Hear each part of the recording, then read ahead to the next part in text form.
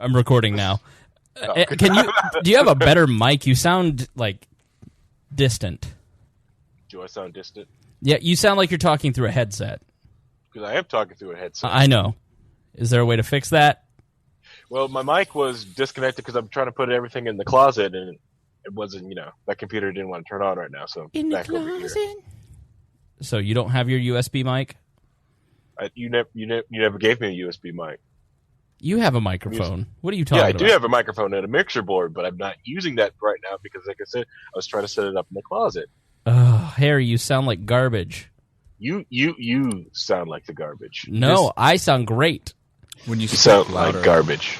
Hot garbage. See, now it just did this loud, fuzzy thing. Did it? Yeah. Hold on. Are you using your Xbox headset? Yeah, are you using your Xbox headset? Screw you. I'm using the Razer Caracas. Okay. Caracas, very, very topical tonight. Yeah. The Caracas one? Okay. What a Caracas of Thank shit. you very much.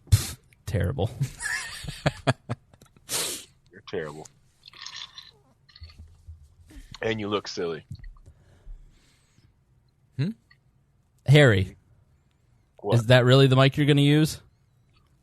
If I was, it'll take me probably about 20-ish minutes to get the mixer board set back up over here. I'm being realistic and honest. You should have just come over mine at this point. Well, I thought I was going to be in the closet, but I'm not. Well, over here. We're libertarians, so come on out. We will understand. No, it's I'm trying to build up the closet back there, and we're just going to be like, the stream room, because it's, it's a small room, it's easy to foam out, it's going to be great. So why are you not now? Actually, should we tell that story on the air? Why you're not here? Just come on down if you want. We'll get the show going. Talk about James Neese. You drive down. Yeah, just come on down, bro. Let's see. Hold on. Just making sure everything is correct on this thing. Hold on. No, it's perfectly fine. No, but it sounds like shit. He's gonna get so mad. I think it sounds okay. It doesn't. Sounds perfectly fine. It doesn't sound perfectly fine. I think it sounds great. Oh, that's even worse. Is this one worse? No, whatever that is, don't do that. Go back. This button was bad. This is the bad button. Sounds like you're in a wind tunnel. Yeah, it sounds like you're inside my asshole. Wide and gaping. Wide and gaping and breezy. Wide, gaping, and breezy. Hi, Alina.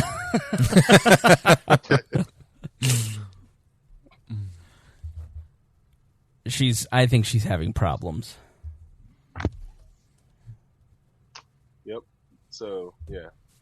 Because the main problem is because I've got the scissor taken apart. The mixer is still over here, but the premix is, the microphone preamp isn't over here either. Yeah, but what do you need the preamp for? Because it sounds better with the preamp. Trust me, it sounds worse without it. Worse than this? I don't know what it sounds like. To me, it sounds fine. It sounds like you're talking through AirPods. An Apple product. I thought you liked Apple. I do, but if you go back and listen to me on the book review episode and I'm talking through my AirPods, it sounds horrible. Does it? It does. I was really actually sad about how bad they sound. I thought it sounded fine. Oh, really? Yeah. Well, like when I talked? I'm tone deaf. Oh, okay. All right. I'm completely it all sounds the same to me. Well, let's hope our tens of thousands of listeners are tone deaf. Woohoo! Is that supposed to be a fireplace behind you? No. The fireplace is over there. This is a wall.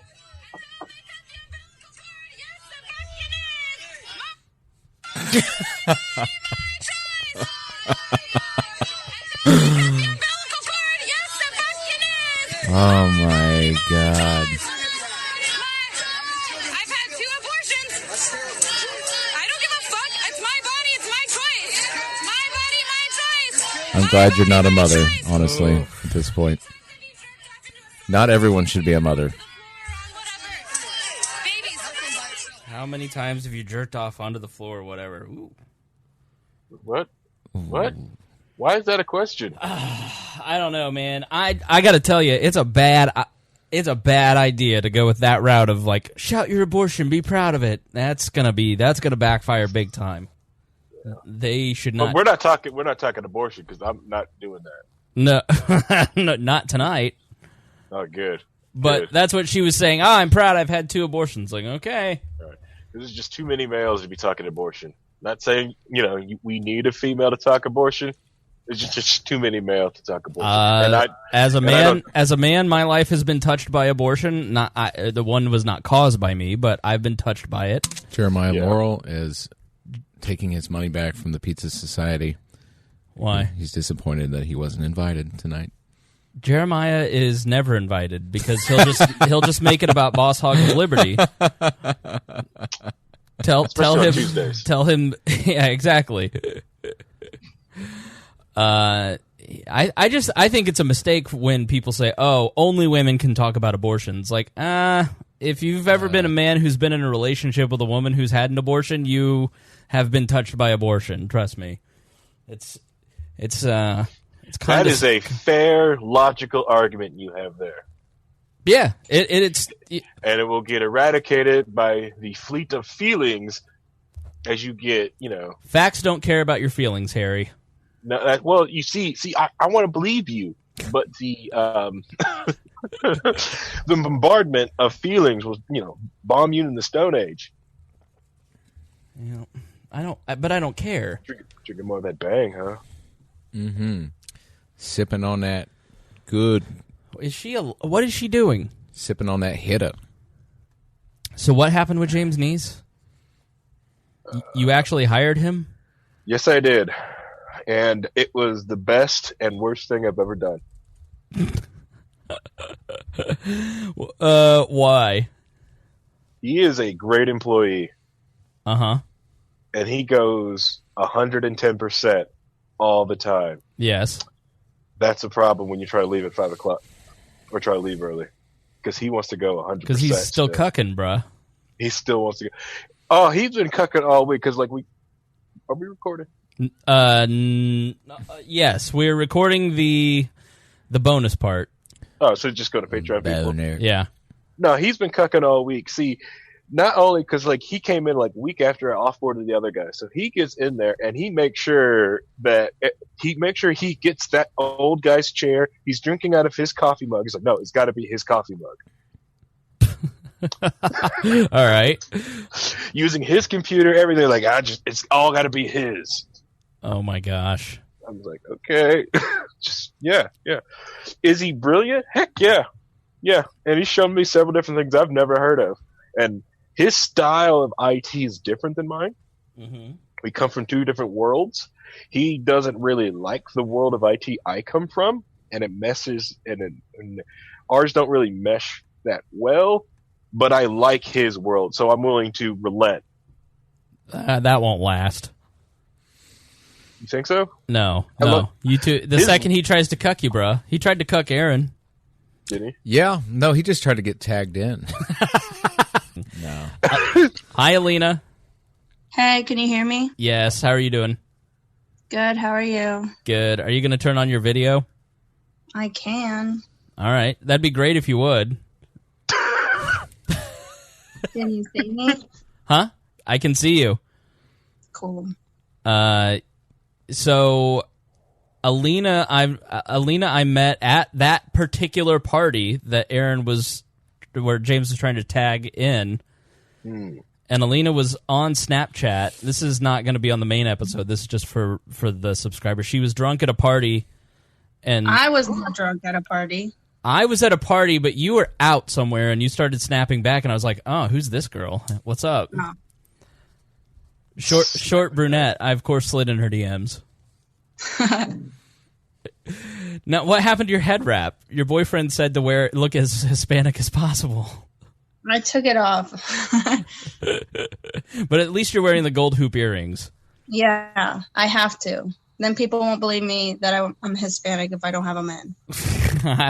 Now, your mom almost beat me with, what is a sandal called? A chocolate? A chancla. A what? Chancla. Yeah. A chancla. Okay. Is your aunt calling in? She didn't respond. Okay. All right. So she's in California, so I feel like she's at work. Well, all right. Maybe we can set something up later, but we'll move forward. We'll persevere.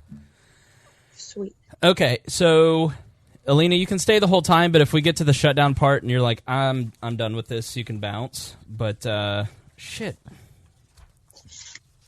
it didn't print. I screwed it up. Yeah. All right. Hold on, everybody. Good thing you noticed. That could have been real bad on air. Well, he had like a malfunction. He had the tripod cover on top of the printer, and it like it was trying to print, and it just exploded like an accordion on the papers all over the ground. Oh wow! They're printed off. They're just all crumpled up. Okay, all right. We found them. Oh, we found them. Oh no! Yeah, just use your iPad.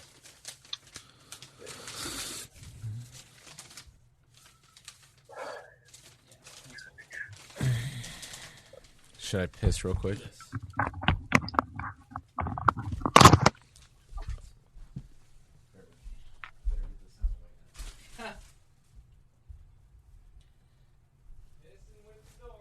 Okay, yeah, Alina. So if we get an hour into once we're done with Venezuela, and you're like, I'm gonna bounce, then I won't get mad, but you're welcome to stay the whole show. If you want. I'll go if I get bored. Okay.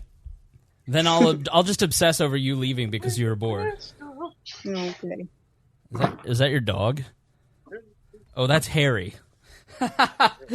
That's Harry singing like a crazy person in the background.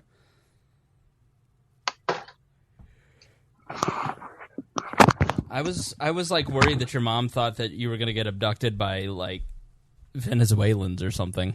No, she was like, well, I messaged my family group chat telling them that I was going to do this in case like any of them had like any articles I could read, or just I wanted to make sure that I knew as much as I could before I got on here.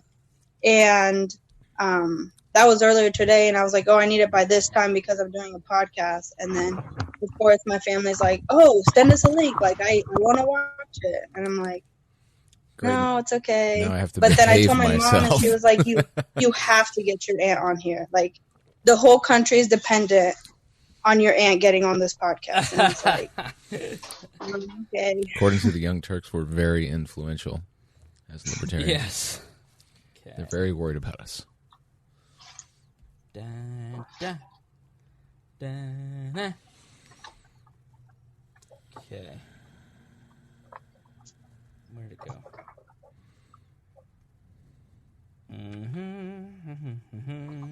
All right, Harry, you about ready? What is he doing? Why he's irritating me to no end. Harry.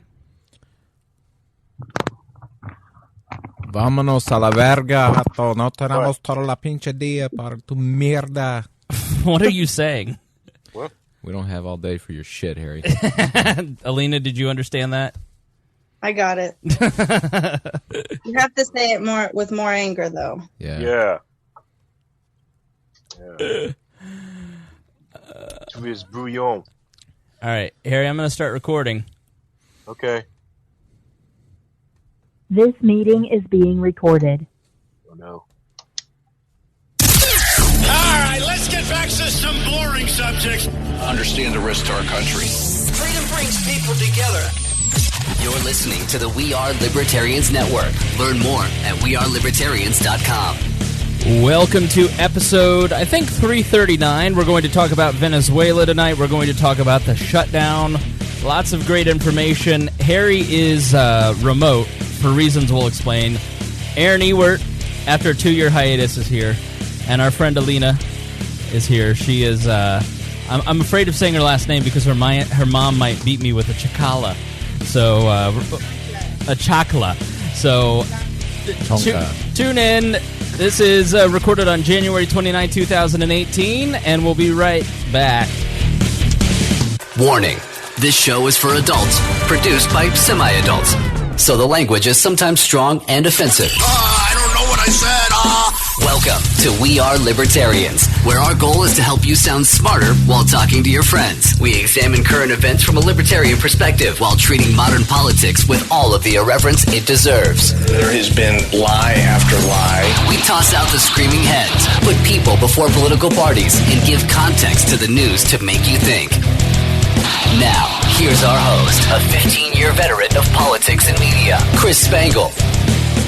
All right, welcome to We Are Libertarians. We're so glad to be back this week. I had a nap, so I'm feeling very punchy, mostly towards Harry, who is not in the studio, who is remote. He is not even in his seat, and I'm very annoyed with how bad he sounds because he should know better. So he's on timeout. So I'm going to introduce Aaron first. Aaron, how are you? Oh, doing well, Chris. How are you? Doing well. It's been a long time. We'll explain why in a moment, if I'm allowed. You look good. You look spry. I'm very spry. Let me just turn this off, because otherwise we won't be able to hear him with such poor quality. You'd think after several hundred episodes of the show, Harry would understand how to do a broadcast, but that is not the case, apparently. Harry, how are you? I'm going good. See, listen to how quiet he is. Barely hear you. Yeah, that's me. I'm sorry. A public apology to Harry. I was blaming him for my own mistake. Mark this calendar. I actually got a public apology. Mark that calendar. Nah, I take it back, because you sound even worse than before we started recording. How you mean it sounded worse? I don't know, but I've got your other headset here. I'm keeping it hostage until you decide to come back. He left without his precious headset last week. Yeah, that's my Bluetooth headset from the MPOW collection, the finest Chinese Bluetooth headsets. All right, and then third here on the show tonight is our friend Alina. I don't know if you want me to say your last name. You can. Okay. And I feel like I'm not going to say it right, because anytime I say your last name, I feel like I say it too white. Yeah, probably. Alina, pretend there's an E at the end. Alina Pabon. Yeah, there you go. Okay, see, I did pretty well. Now, Alina is from Colombia, as she says. And so I sent her a message today, and I was like, hey, can you come on in case we say some gringo shit? And you can go, no, that's not how it actually is. She's been to Colombia in the last, 12 months, and so she's got some stories, and she's going to give us some details about some of that stuff. I met you, Alina. You slid in our DMs, actually. I did. Yeah, our Snapchat, the We Are Libertarian Snapchat, which I don't use anymore. And we've become good friends. You live in Dayton. You live like an hour and a half away, 2 hours away.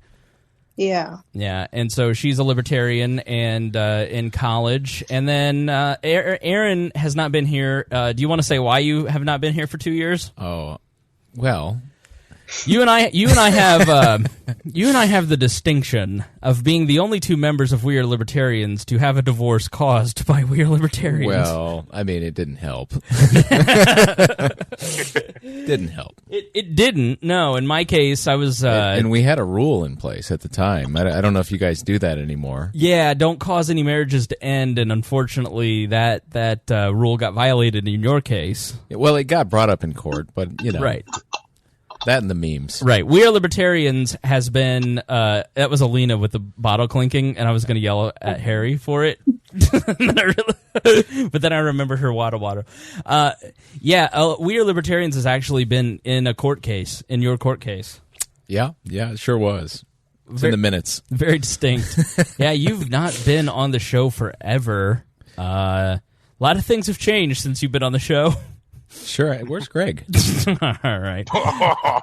What? I think it's a thwarthistory.com. So, yeah. Is that 3 divorces? No, I think just 2. Oh, okay. Sorry. Oh, I said 2. You're too clever for me. No, that's just 2. That was more of a gruesome breakup. I'm playing with the audio in the background. Now, Harry, why are you not here? I'm not here because I made the mistake. Well, the awesome opportunity, and I got to hire James Neese at the company. Why? Now, Aaron, for those of you who don't know James Neese, who is James Neese, Aaron? James Neese is an enigma. He's wrapped in a mystery. Yeah, but he's the most peculiar person you'll ever meet. James is our resident mutualist, our resident left libertarian. He started 4chan or something. He is one of the original 4chan mods on Random, and he. I got distracted by your text message. It was Hannah. Yeah, Aaron is dating Hannah, who was on last week, and she texted, so I just assumed they were in a fight. No. So I was trying to get the tea. She's worried about the furnace. It's going to be cold tonight. So James' niece went on vacation in Jacksonville. He went dumpster diving. He's 4chan incarnate. But he'll run for public office all and the then time. He'll talk just like he talks amongst us. Yes. But like on stage at a debate. Yeah. In a public forum. He uses 4chan language when he debates. He's one of the most intelligent people you'll ever meet in your life. He's incredibly smart, but he's just a different cat. The first time I met him, he looked like Tiny Tim. Not the Christmas Carol, but like the 70s ukulele player. Yeah, when I met him, his hair was about 4 feet long. Right. And he was working for Rupert, I believe. He had a 3-piece suit on, and he was something else. He's a father. He would take like 40s to the truck stop and try to campaign that way. To try to he would try to talk to truckers that were trying to sleep. He'd like knock on their door. So Harry, now why did you hire him? Yeah, I hired James because I needed a technician to run the indie facility that I currently that I've taken over in the last week, and I needed someone that could go in there, build that place up, because it needs a lot of work. And it kind of freaked me out, and it's not really freaking him out. He actually took it as a challenge. Right. And it is strange to watch him work, because it's just a completely two different schools of the way two different people do IT. There's two different ways to do it, and he's part of that other school, and I've never really seen that part, and I kind of like it. You know, James's brain doesn't work like anybody else I've ever met. No, it does not. And it's kind of what that place needs, and I didn't realize that until he showed up for his job interview in like a white tee and khakis. Right. Professional. Impressed everybody. Right. And I was like, what? He said, I just had to show up in a suit. And he's here in his white tee. Well, Harry, never mind. Yeah. But no, so there's all these things that was going. So he basically runs at 110% the entire time. He gets there, and he's at 110% the whole day. And I'm trying to leave at 5 o'clock. Right. And he's still moving on 110% of other issues coming in and going, yeah, we can leave this to tomorrow. Nope, we're going to get this done now. So I'm sitting there and 6 o'clock helping him install and get all these printers and stuff installed.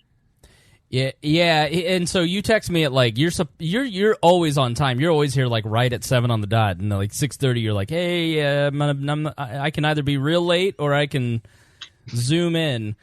Yeah. So I said, Alina's zooming in, so why don't you too? So not actually mad at Harry. People are concerned that you and I are fighting too much. It's not real. It's not real. Well, trust me, just a little bit.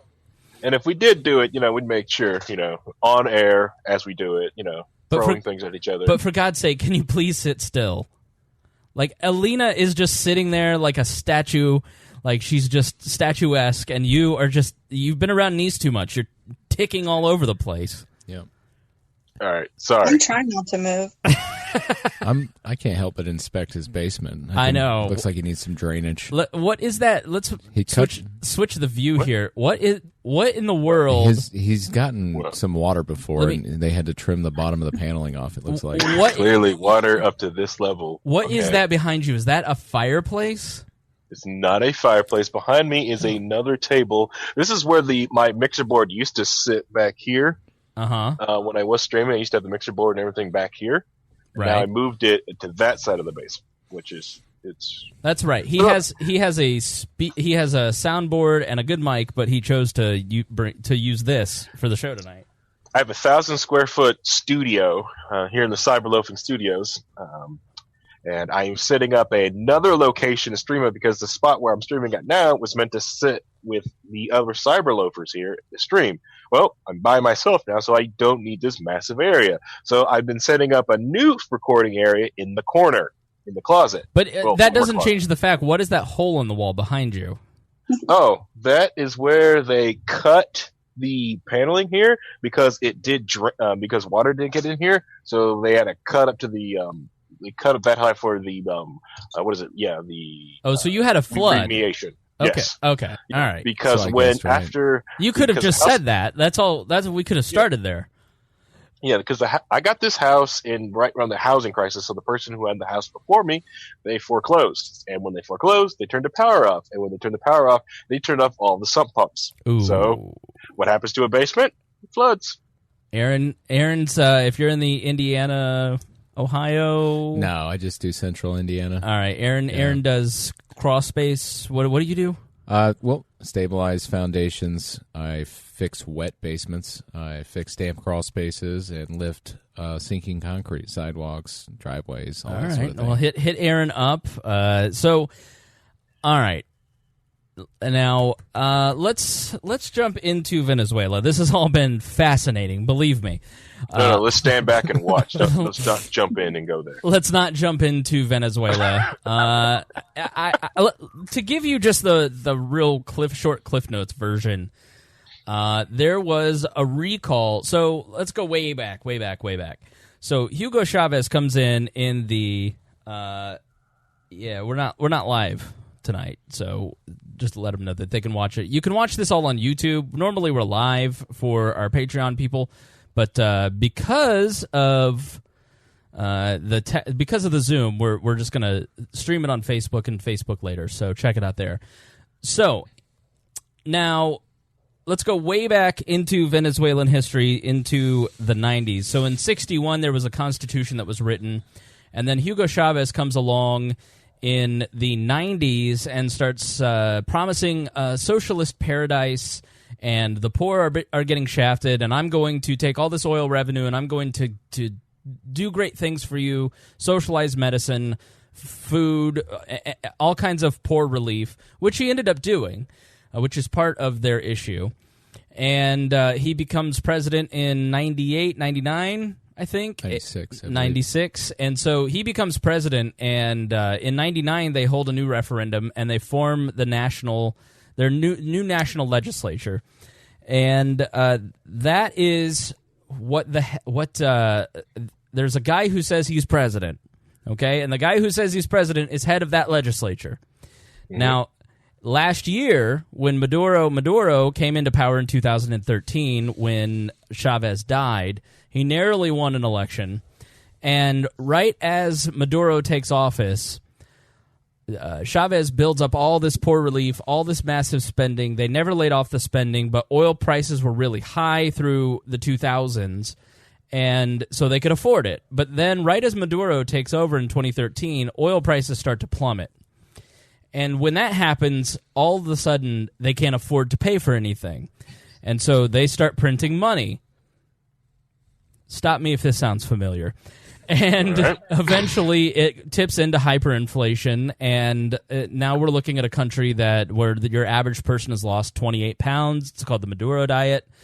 And there has been a lot of unrest. And he laughs about it. Right, he laughs about it. He thinks it's hilarious. He's a total sociopath. And last year there was a recall for Maduro. 86% of people don't support him at this point. We'll ask Alina in a moment, but it seems to have always been more of a socialist-leaning country. And so there was a recall, and there was some dispute over whether or not they had the right signatures. It eventually was verified they did get enough signatures to recall him. They run an election. It's basically a sham election. And after that, he sets up another assembly. So now there's two competing legislatures in Venezuela. One that is beholden to Maduro. The other is the existing 2000 legislature. The Supreme Court there stripped the power from the old legislature and gave it to the new. The Supreme Court there has not ruled against Chavez or Maduro since 2005. So it's completely stacked in favor of the existing regime. And so they say this election was fine, and Maduro says, I won this recall election. But the old legislature has basically said, no, the president is absent given these pieces of the Constitution, and the president of the assembly then assumes the position of leadership in the country and for about 30 days and then holds another election. And so they're pressing the issue. So what the leaders of the old assembly are saying is that Maduro cheated, and so therefore he's not a valid president. He wasn't able to be sworn in on January 10th. And so I am the old legislature and our president are now in charge. So he's not saying he's president of the country. He's saying that the position of president by Maduro is vacated, and so therefore we need to hold a new election. And once that happened, thanks to people like Marco Rubio has been in touch with Guaido, who is the president of the old assembly, and many other people in Venezuela. He's the senator from Florida. He is really pushing the Trump administration, and people like John Bolton, who was the United Nations secretary, the UN ambassador during Bush. And you have to think back to Hugo Chavez in the 2000s. Do you remember when he said he spoke right after Bush and he goes, "It still smells like sulfur"? Like John Bolton and the hawks from the Bush administration have always hated this guy. The Bolton just declared them part of a troika of terror: Nicaragua, Cuba, and Venezuela. And so John Bolton in the administration is really pushing for intervention. And so the administration is doing several things. We'll talk about whether or not it's proper, but that's just kind of the Cliff Notes version of what has happened. But I want to talk to Alina a little bit about what she's heard, because Alina, you're Colombian. You came here when you were how old? 5. Okay, so you're 5. You're not 5. You're in your early 20s now. But you maintain really strong Colombian roots, and you go back a lot, right? Yeah. Okay. Feel free to elaborate.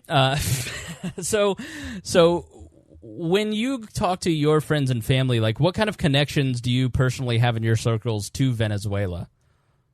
So Venezuela is right next to Colombia. So we've gotten like a lot of refugees. A lot of people have fled from Venezuela into Colombia, which is really interesting because it used to be the opposite way. Like when Venezuela was really prosperous and they were doing well, like a lot of Colombians were going over there because that's where the money was.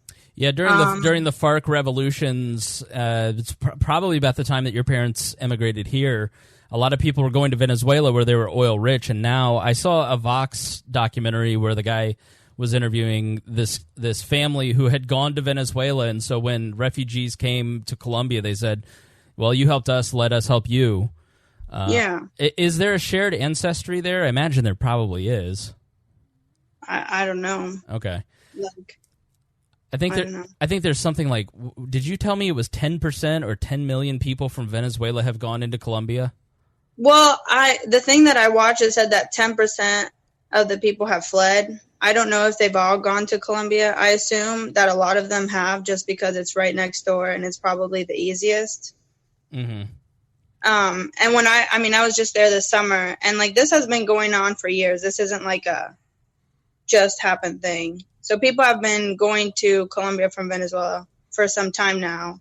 And like the people there, I haven't heard anyone be like, "Oh, why are all these Venezuelans here?" Like I've heard mostly positive like remarks and like, "Oh, what are we going to do?" But one thing you don't think about is like people are going into Colombia and they also need papers. So like some people are there illegally. It's kind of the same issue that we're having here.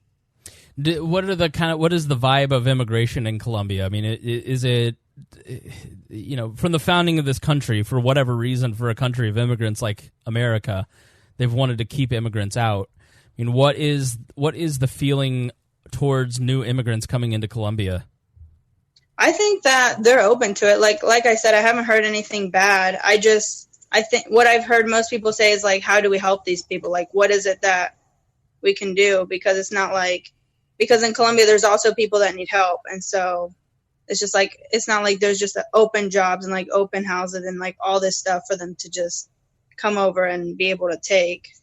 Yeah, I saw the house that they were all living in was not much more than a lean-to. I mean, I don't really know Colombia, but like for Americans, I think when we think of South America, we think of dirt poor, like literally on dirt. Like, so can you kind of dispel that myth, or is that the truth? Like what? Yeah, I mean, there's areas that are like that, but it's not really like that. Like if you go there right now, that's not what you're going to see. Right. It's, I think a lot of people have this myth of like Colombia is just a bunch of houses on dirt made of like planks. Right. Or we've watched Narcos and that's our frame of reference. Right. And that's not even what it's really like. So yeah. So what are the stories that you've heard from people coming from Venezuela to Colombia? So my aunt, my uncle, so his wife is from Venezuela and her family, most of her family's still there. So like I was talking to them because we have a family group chat and everyone's just like worried, like what are these people going to be doing? Like what is it that they can do? Because up until now they've had like hundreds of people killed that are like in protests, and they're just like in the last like couple weeks there's been 700 people jailed. There's been at least 36 people that have been killed in protest in Venezuela in the last week or so. Yeah. Do Colombians fear, or Venezuelans fear, a civil war taking place there? They're just scared for like what is going to happen, because it's either going to get better or it's going to get worse. Right. So I imagine people from South America, like to us, this would be like are people from South America just used to this constant regime change and turnover? I don't know. Like, it's weird because I see the side of like living here and being so immersed in the United States. That part of me is just like, oh, how is it really affecting me? But I do have family in Colombia and I do know people from Venezuela. So it's just like, I don't think you realize what these things are until it personally affects you. Like, it almost sounds like a made up story. Right. Mm-hmm. And until you have like people that you know affected by it, it's like really hard to grasp. So have you heard a story that like really impacted you? I mean, I have my aunt. She says that like her parents, who are obviously older, like they're in the street protesting, and it's just kind of scary to think about all these people feeling like so scared in the street. And not only that, but like they don't even have food or medicine. Like, it's one thing like if I'm about to go out and like protest, but then like I can't imagine doing that on top of like not having food, not having like any basic needs met. I feel like that just puts them even more in a vulnerable position. Yeah, part of the problem is that people became dependent in the 2000s and the aughts, like of the Venezuelan government giving you free food, free medicine, free healthcare, free education. And then when the government collapsed under Maduro, all of that went away. And so now those people who are dependent on the government, which this is a cautionary tale when we start talking about socialized medicine in this country, when the government collapses, then all of a sudden people can't afford any of that because they've inflated away their money. Right. He was so stuck on his ideology that there was no contingency plan put in place. And you've got all these people that aren't used to having to go out, and they've lost the muscle on how to go out and atrophied. How to create a living for themselves. Correct. And this not just happened under Maduro. This also happened under Hugo. It was happening as and this is something that was happening. The Hugo Chavez multiple times kept raising the minimum wage as he was basically watching the writing on the wall of, hey, this house of cards is falling down. They were making plans of going after different industries because, okay, we can't just go on oil, and they were starting to eat up other industries. But a lot of other businesses that was in Venezuela was starting to pull out. And so it just, this was not just like, don't get no pie in the sky idea that, it was just Maduro. If Hugo Chavez would have kept living, everything would have been fine. That is not the case. No, they were too dependent on a single source of income. And the Trump administration today put sanctions on effectively what is Citgo. If you don't know, Citgo is owned by by Venezuela's government. And so if you're buying Citgo gas, you're funding Maduro. Yeah, I mean, I was back when I was severely libertarian and autistic. I used to go around. If I was running out of fuel, I'd rather push my car to a different gas station than stop at a Citgo. Well, it was always weird when I worked at the Motor Speedway because you'd interview Milka Duno or EJ Vizo, and they're directly sponsored by the Venezuelan government to run in the Indy 500, and you're like, ugh. How do you feel about that? So. I think Venezuela put all their huevos in one basket. Okay. Don't you laugh at that, Alina. That was horrible. You apologize to the listeners right now. Aaron's full of dad jokes, Alina. He is a dad, but he's I'm allowed to. I have a teenager almost. So, what were you going to say, Harry? Oh, I was just going to say that there was other larger industries in Venezuela, but like I said, they watched what they did to the oil industry and just decided to start pulling out, or didn't have certain industry there. There was other stuff that happened in Venezuela. Venezuela was like a huge hub for a while, and they just started, but like I said, the businesses started to see the writing on the wall and started to pull out. And Alina, you're shy, so you're gonna have to jump in. You're quiet, so if you have something you want to say, then just talk. Okay, and we'll pause for you. All right? I just don't want to be like stereotyping, like, oh, you're just being Hispanic and being loud and obnoxious. That's why you're here. Then why did you wear the gold hoop earrings? I always wear these earrings. Point proved. Thank you, Alina. No, so yeah, feel free to jump in. How about Colombia? Because I think what most people know about Colombia is cocaine. Escobar and narcos and coffee. Blanca Nieve. Second best coffee in South America. So, would you like to fight him on that, Alina? No. Okay. Right, because everyone knows Brazilian coffee is the best. I don't think Brazilian coffee is the best. I've been told Guatemalan coffee is the best. Guatemalan coffee is really good, though. So, what is the government structure? Because I've seen liberals, there's the weirdest thing going on with the anti-war left and anti-war libertarians where all of a sudden they've become Maduro fans. And they start bashing, the new Brazilian president who's this scary white right-wing monster why are we, I saw Ilhan Omar bashing him. It's like he's been there for less than a month. Like he's already turned it into Nazi Germany.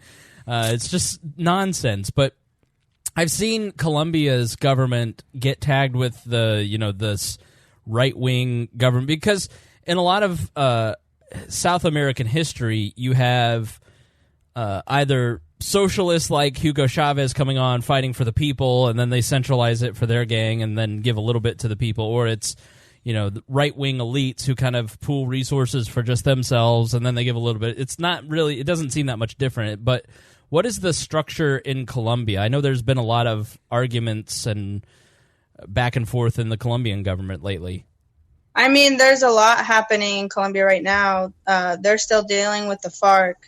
Like, we just had a presidential election this past summer, and part of that, people were scared because part of the deal was that they were trying to resolve all the conflict with the FARC, and part of that was that they got to have someone from their party, run for president. Can you explain who FARC is? The FARC is just like communist rebels, right? Yeah, they're just like these rebels that they have a lot of people following them, and the people that follow the FARC, they're not part of the government. It's just a whole separate thing. But the reason that they're so big is because all their money, they have it all illegal, all the operations that they run. Right. It's just not good stuff. And so the people in Colombia, there's a lot of areas that the government doesn't really help. And so the FARC comes in and pretty much says, you either join us or we kill you. And between those options, they don't really have any. That's pretty much how the Taliban has operated in Afghanistan forever as well. Yeah, they go into villages and they say, cooperate with us or cooperate with the Americans. And obviously they choose with the people who are going to be there when the Americans leave. Right, they're there, and like if they get anything, it's from the FARC. So they either have something and join them, or they have nothing and die. Right. And the Colombian government can't really fight that because they have way more like manpower and more people willing to die for that cause. I don't like the military in Colombia isn't like it is here. Like I don't hear people in the military there be like proud of being in the military. They're like, oh, I have to do this. So like no one wants to fight the FARC. No, like why? They have more.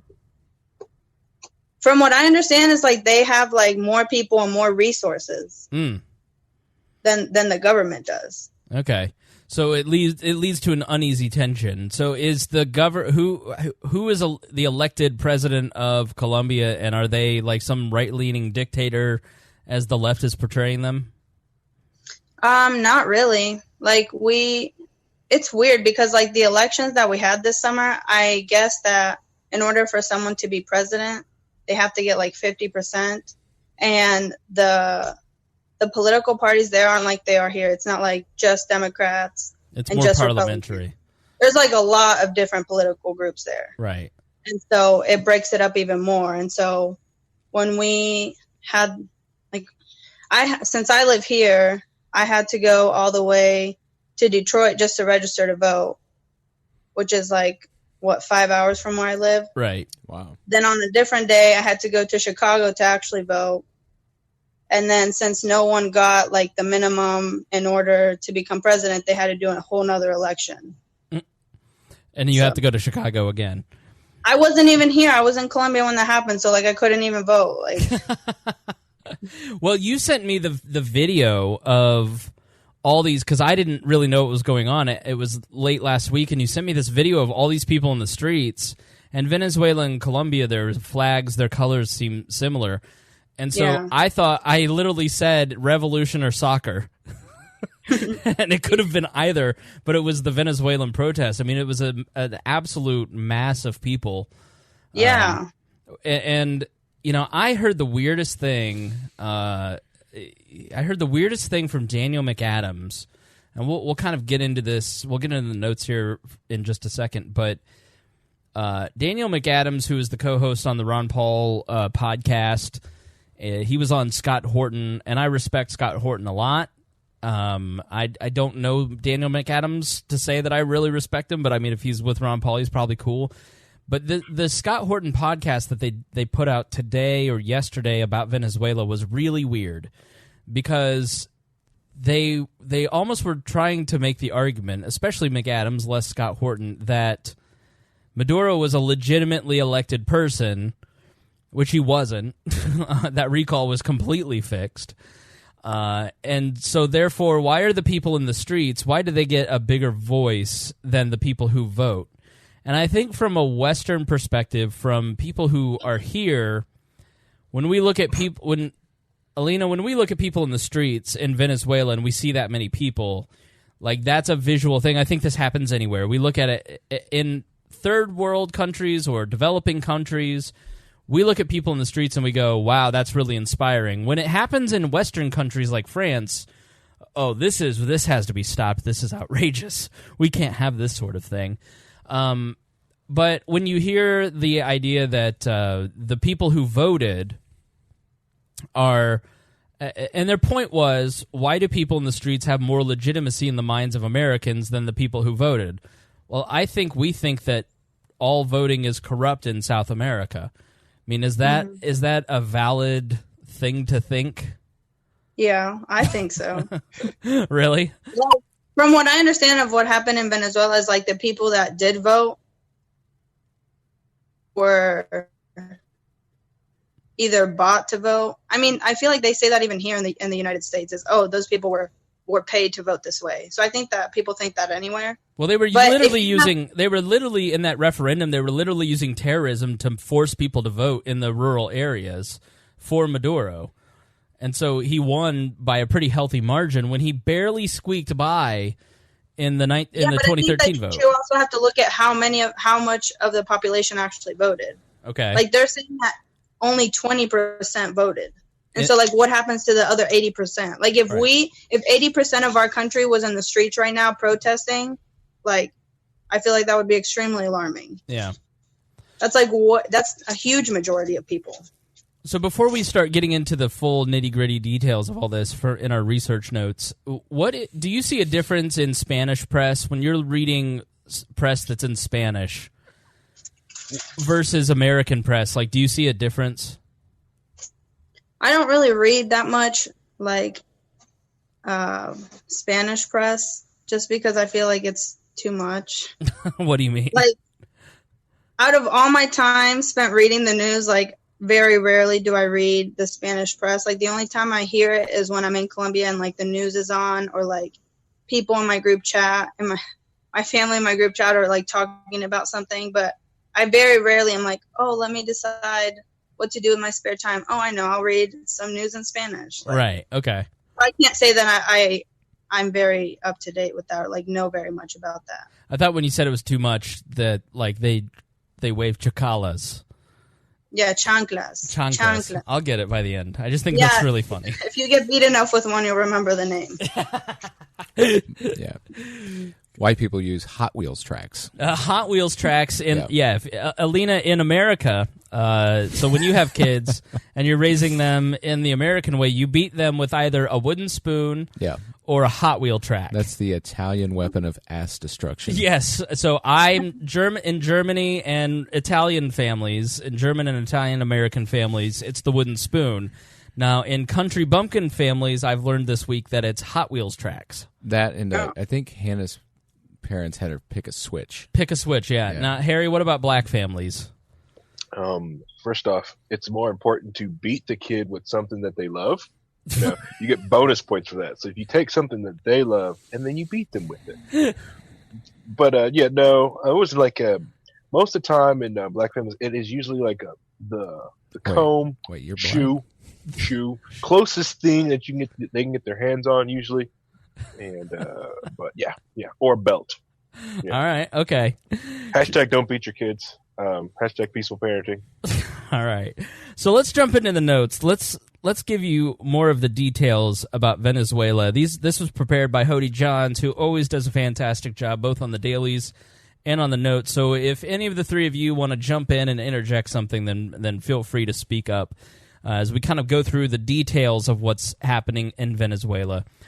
So let's start with the crisis. So it's Venezuela is deemed as a failure of socialism, and even the New York Times released an article saying, yes, Venezuela is a socialist catastrophe. So if Venezuela took only its oil production and sold it on the market and split amongst all of its citizens, their citizens would be the fourth richest people in the world. That is with no other form of economic gain. That's how much oil there is in Venezuela. They have a type of crude, which we'll get into the actual crude and the oil, because I've seen this is a coup for oil, which is not necessarily the case in my opinion, but we'll talk about that. It's just interesting that we're so interested in Venezuela right now. Right, it's so hot right now. Yeah, with all the oil there. So they need freedom, Aaron. Yeah, got to bring their freedoms. So instead, they are now among the poorest, despite all of that wealth. Of all the countries outside of Africa, this is why I wish I had my printed notes. It keeps switching on me. I'm turning into full boomer right now. Yeah, only Afghanistan has the worst standard of living. Yeah, so Afghanistan is even poorer outside of Africa. So Africa obviously has the poorest countries. And Honduras even topped Venezuela in shelter, food, and water supplies. Haiti? You go to Haiti. No. Yeah, I'm not a catracho. Okay. They have begun rationing toothpaste. It's that severe down in Venezuela. They've begun to print money to account for their debts. And since 2000, their inflation rate had never been above 40%. And in 2018, it was 1.3 million %. I've seen 10 million %. I've seen 20 million % by some estimates, but I think it's 10 million % inflation. according to the World Bank at some points. So it's like Zimbabwe. So Zimbabwe is like sextillion% at this point. Wheelbarrows of pennies. Yeah, so the economy is crumbling, and for the last 5 years, their GDP has been negative, a feat even marveled by the poorest countries in the world. And for the last 3 years, their GDP has lost 16 and 17% every single year. That's the gross domestic product. To put that into perspective, GDP measures stuff and services. Imagine that you lost 50% of everything you owned over the last 3 years, and that is what the citizens are going through. Think of it as individuals have lost 50% of their stuff, their valuables, their ability to make money, their goods and services. The USA has actually become a net oil exporter over the last year, and without their favorite buyer, Venezuela has had to sell to countries that offer far less than the U.S. did. In American fashion, the U.S. only put sanctions on Venezuela after they no longer needed their oil. Now, coincidence. Yes. Total coincidence. So they have a heavy crude that is only refinable by a coke plant in Corpus Christi, Texas. Canada has a similar kind of oil. And so the coke, the idea that this is for oil, I'm sure may play a factor, but at the end of the day, the Koch brothers have a fairly good relationship with the Venezuelan government because they need the oil. They have the plant, and Maduro needs to sell the oil. So, I don't think the Koch brothers are hanging out with Donald Trump. They pretty much hate each other, arguing that we need to do this for oil. So sometimes I think these cliches, these anti-war cliches, don't actually get to the truth and probably do a bit of a disservice. I mean, how much do you guys think that oil wealth factors into this? Well, I think it has to be the driving factor for why, businesses are even interested in Venezuela right now. I mean, and I think that there's a rampant corporatism involved in trying to get this. I'm hesitant to say this new guy is going to be better than Maduro. I mean, why? What is his name? Guido. Guido. Yeah, Guido. I don't know. Not Guido. But I mean, hey, Guido. Why is he the guy? Well, that's sort of the who's propping him up, who's supporting him. That's actually the feeling in Venezuela. The 86% of people want to get rid of Maduro, but they're resentful. And Alina, maybe you can speak to this a little bit. They're resentful of Donald Trump in the United States interfering in this in any way, shape, or form, and as a result, hesitant to buy into whatever Guido might be selling. It seems like Groundhog's Day. Yeah. I don't know. What I understand is Guaido right now is just stepping in until they figure it out, because he's the head of the National Assembly, right? And so since there's no legitimate president, from what I understand, is like in their constitution, that's who steps in until they have that seat filled. Right. So he's 35. We'll talk a little bit more about him here in just a moment, but let's talk about a little bit of the starvation. Go ahead, Harry. With the oil thing, right? It's completely not about the oil though, because the Venezuelan government has destroyed their oil producing capacity over the years as well. Yes, it's a heavier, harder crude.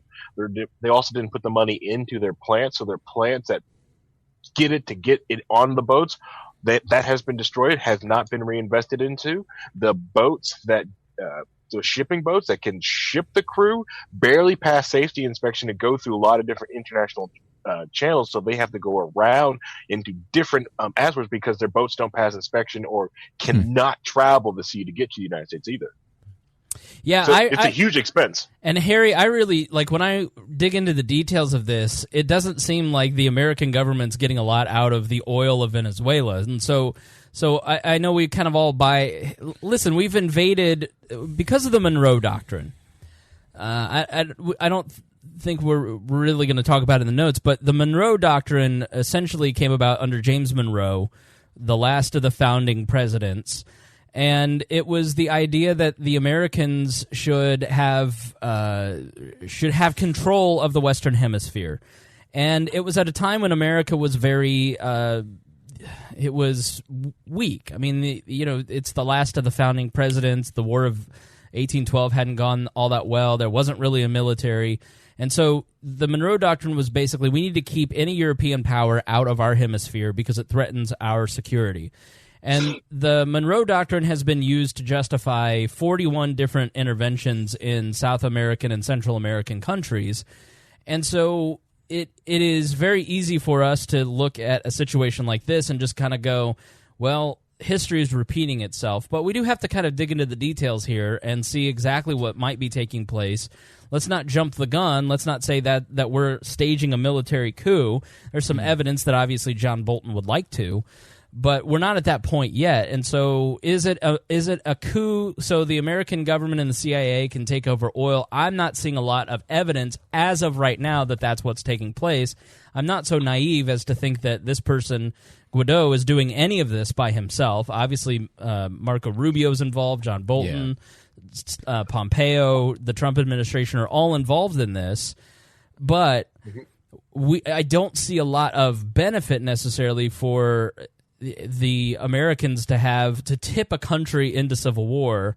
I think there was an opportunity there where, we've obviously seen an opportunity to finally get rid of this regime. And they whispered in Guaido's ear, hey, you take the leap, we'll support you. Right. And I think that's absolutely it. Yeah. Several other countries besides the U.S. Yeah, Canada was actually the one who was leading the conversations about Russia, all this. Yeah. Yes.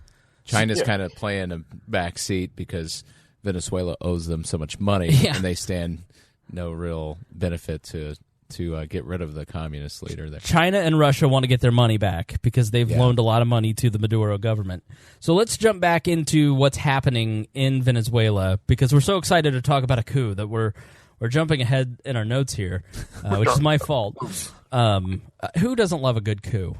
So the starvation and the if you're living in Venezuela, it's very bad. So I took an Uber ride in Orlando this year, and I had an Uber driver from Venezuela, and I got so into him telling his story that we got totally lost and almost missed our dinner. He was a former dentist, and he was a fairly well-off person who was in an opposition party. He supported the opposition party against Maduro, and he had to flee the country. He was driving an Uber car in Orlando in 2018 instead of practicing. But he said, 50% of the country, they're just eating trash. They're literally eating trash to survive. It is a very serious humanitarian crisis that's happening there. 8 out of 10 Venezuelans report eating less because they are either broke or the rationing has decreased.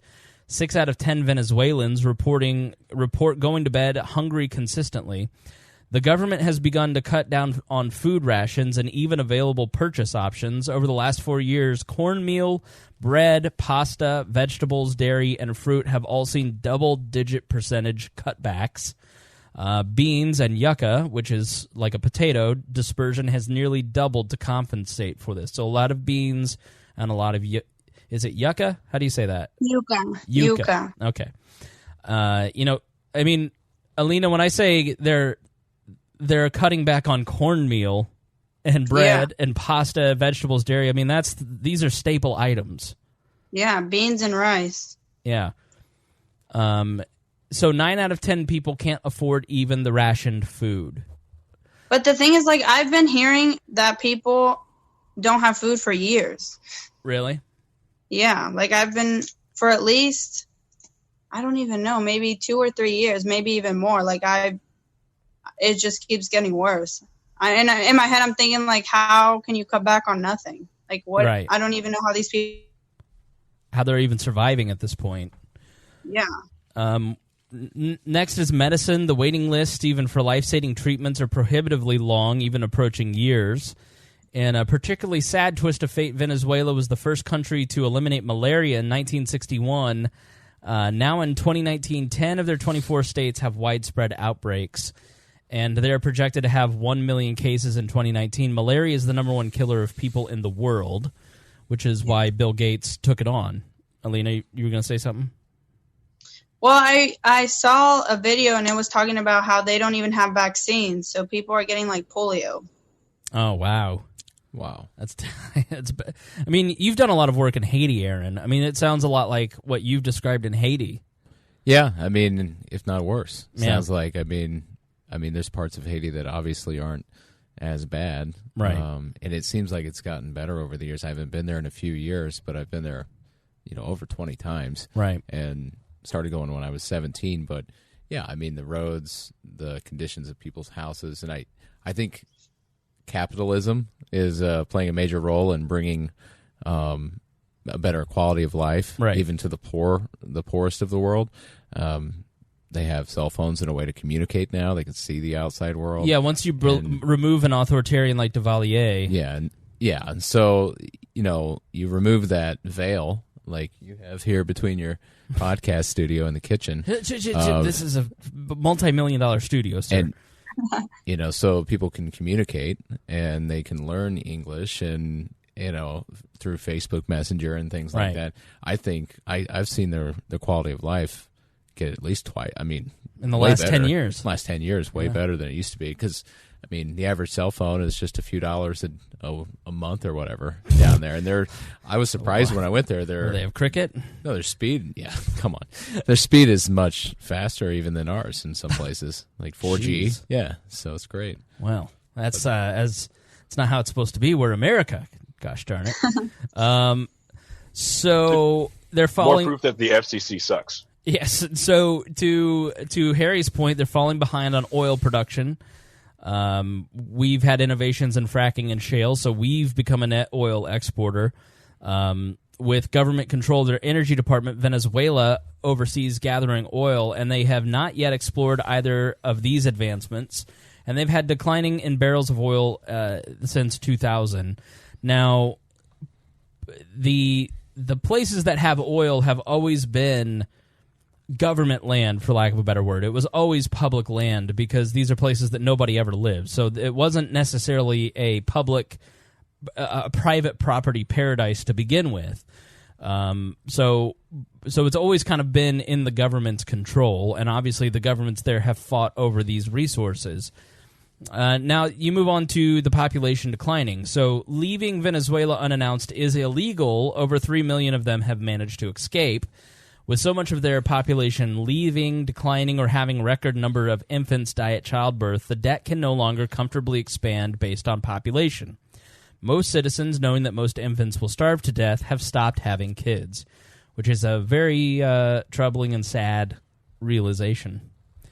So let's move on to the coup and give you some notes on the coup. So the incumbent president is Nicolas Maduro. He was appointed essentially on the death of Chavez when he died of cancer. He was his chosen successor. He narrowly won victory in 2013. And he is supported by Russia, China, Iran, Turkey, Cuba, Mexico, and the UN. So a real killer's row of model world citizens there. Russia especially backs Maduro because he sells them a lot of weapons, including 2 nuclear bombers. These 2 bombers that Russia just delivered to them have nuclear capabilities, is what I'm trying to say. Ouster Juan Guaido is supported by Canada, the U.S., the UK, Brazil, Peru, Chile, and Argentina. In a nutshell, under the Constitution of Venezuela, the President of the National Assembly may step in as president temporarily in the middle of a controversy over who should be the president. Maduro's election was seen as rigged, and even the UN that backs Maduro states the election was a sham. This is all still based on his 2013 election. He's slated for a new election in 2013. So he was originally elected in 2013, and then a few months ago he won a recall vote. Undercover researchers found in the quote, in the Venezuelan case where the current president was elected by plurality voting, the systematic distortion of voting behavior in small electoral units was outcome determinative. So essentially, this examination found that rural areas with less oversight were using intimidation and fraud to sway the vote. Outcome determinative is a fancy way of saying it changed the result. So it was basically a sham election that got him elected in the first place in 2013, and especially in that referendum. The legislative body swore Guaido in as president on the 23rd of January until an investigation could be completed. The constitutional starting date for the president and for all of these legislators was January 10th. Maduro has refused to allow the matter to be investigated. Now, as we have said, he's arrested 700 people who are protesting or involved in the opposition party in just the last couple of weeks, and 36 people have been killed in Venezuela, which is not something that has actually been highlighted by a lot of people, but is of note to begin with. Any other comments? I want to stop there just so if you want to interrupt. Okay, I'll interrupt. Yeah, go ahead, Alina. Ladies first. When I was talking to my aunt about this, and she's from Venezuela, she was just really sad because she's saying that a lot of the people that are getting killed are like teenagers or young people too. And like when I was replying to her, I was like, "Oh my gosh, that's crazy." And she's like, "It's not just crazy, Alina. It's sad. Like children are dying." Right. I'm just like, I think that you forget what that's like. Where we live, we're just so fortunate that we don't. These things are just stories that we're reading. Like these things are just we're just being informed about other people and what they're going through. Like we're not going through something like this, and so I feel like when we look at it, it's more of like we're looking at facts and we're trying to read statistics, and we forget that these are just humans. And no matter why this is happening or how this is happening, like people are losing their lives. And children are losing their lives. Yeah, people who, you look at Antifa, it's mostly young people because people are attracted to fighting, young people especially are attracted to fighting power, so it's obviously going to be a lot of younger people because they're the ones who feel like they have absolutely no hope, no future, because they have no roots. Harry, what were you going to say? Okay. I want to go back to the point when they were talking about the nuclear-capable bombers. Let's look at that, because that was like a lot of buzzword. That's a lot of like scare tactic. Like this is what's going on in Venezuela. But in reality, Russia sent them 2 junky, air crap from the Soviet Union air and junk. It's like some of the stuff we got out back. No, that's what they sent them. I don't know if you know that for a fact, but the Reuters article that I read, Russia has supplied them with a bunch of planes and bombers, and Maduro had a military parade on Sunday to show off a lot of this new equipment that he's bought that Russia has sold to them. Yeah, and I see that, but like the nuclear capable, you have to have a nuke to even it's basically like this thing has the capability of putting one on the plane and delivering it. But all of those things were developed in like the 70s and the 80s. Yeah. That's what I'm saying. Russia hasn't gone out and actually built new nuclear aircraft. They haven't done that. Right. So the United States really haven't either. Okay. So the new aircrafts they're probably newer tech, but like United States is still selling and flying FA-16s and stuff like that. They're not giving people F-22s. All right, let's talk about America's interest, and then we're gonna wrap up and kind of give a little bit of analysis on this. So, America's interest. So essentially, risking our status with the UN is of concern to the American government. And let's be honest, Hody, our researcher, writes, we financed terrorist groups and usurpers before, and the UN didn't do anything last time. The United States have given financial support to the permanent presidency of Guaido. America helped create part of the crisis to begin with by placing sanctions and trade restrictions on Venezuela, and doubled down today on sanctions against their main source of income. Essentially, they put sanctions on Citgo, and then they have to pay at the borders, and so all of the money goes into a locked account, essentially, and so the United States government is not going to give that money to Maduro. They're going to hold on to it. Maduro has tried to get his gold, all of the nation's resources, from the Bank of England. The country of Britain, the United Kingdom, basically said it's up to the Bank of England what they'd like to do with the money. And there have been a lot of different countries placing sanctions on Venezuela just in the last week, trying to make sure that if he flees, he doesn't take all of the money with him, like Gaddafi or some of these other guys have done. You know, when they leave the power of their country, they take all of the resources or the gold with them. I think Mubarak had done that in Egypt. And so that's a lot of what the sanctions are about at the moment. So like Honduras, the U.S. regulated their trade, and when they collapsed, installed someone friendly to U.S. interests. If you want to hear about another instance, go to Honduras. And you will, in the Wall Dailies, we did an episode on Honduras, because that's where a lot of the caravan was coming from, remember? Well, why is that happening? Because the United States created several different economic situations that would collapse a regime, install someone friendly, and then things turn into a civil war. And that's certainly an outcome that could happen here. Now, a Colombian drone attempted to kill Maduro in 2018. Now, he immediately believed the U.S. government was behind the attack. Secretary of State Pompeo denied our involvement. With both sides spewing lies on every other issue, the listener can decide what really happened, and nobody really knows. Some said the military tried to kill him, Colombia tried to kill him, the United States tried to kill him, but it definitely escalated the tensions between U.S. and Venezuela. Now, Alina, did you personally try to kill Maduro? Was this your drone? I think she's frozen.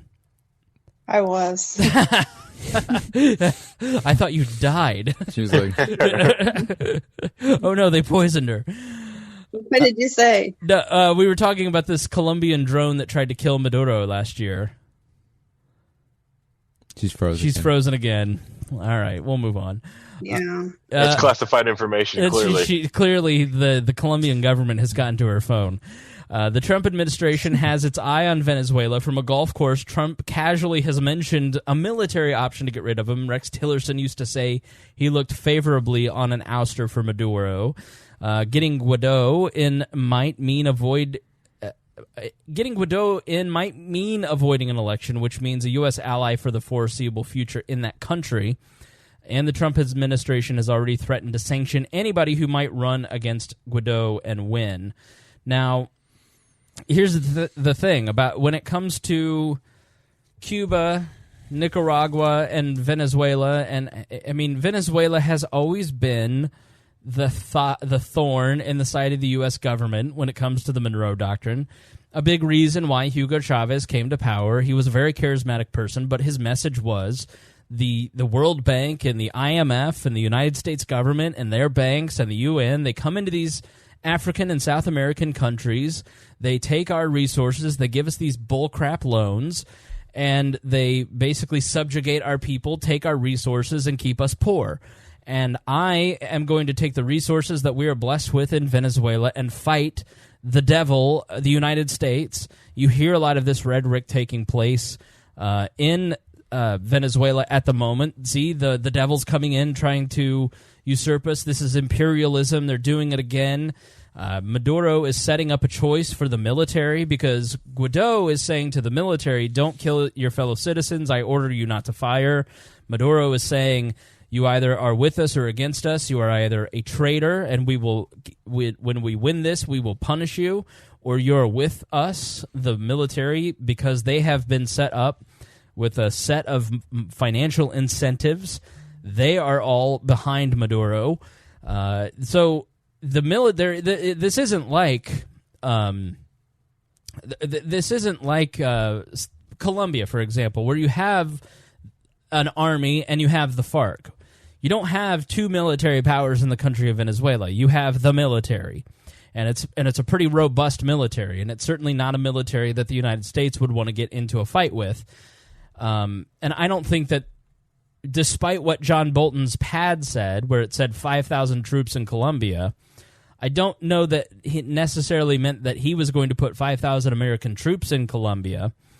He basically, this photo was taken of Bolton, and he had his yellow pad towards the cameras, and written on it said 5,000 troops in Colombia. Well, that could mean 5,000 Colombian troops. That could mean 5,000 American troops. That could mean 5,000 UN peacekeepers. Who knows what that might mean?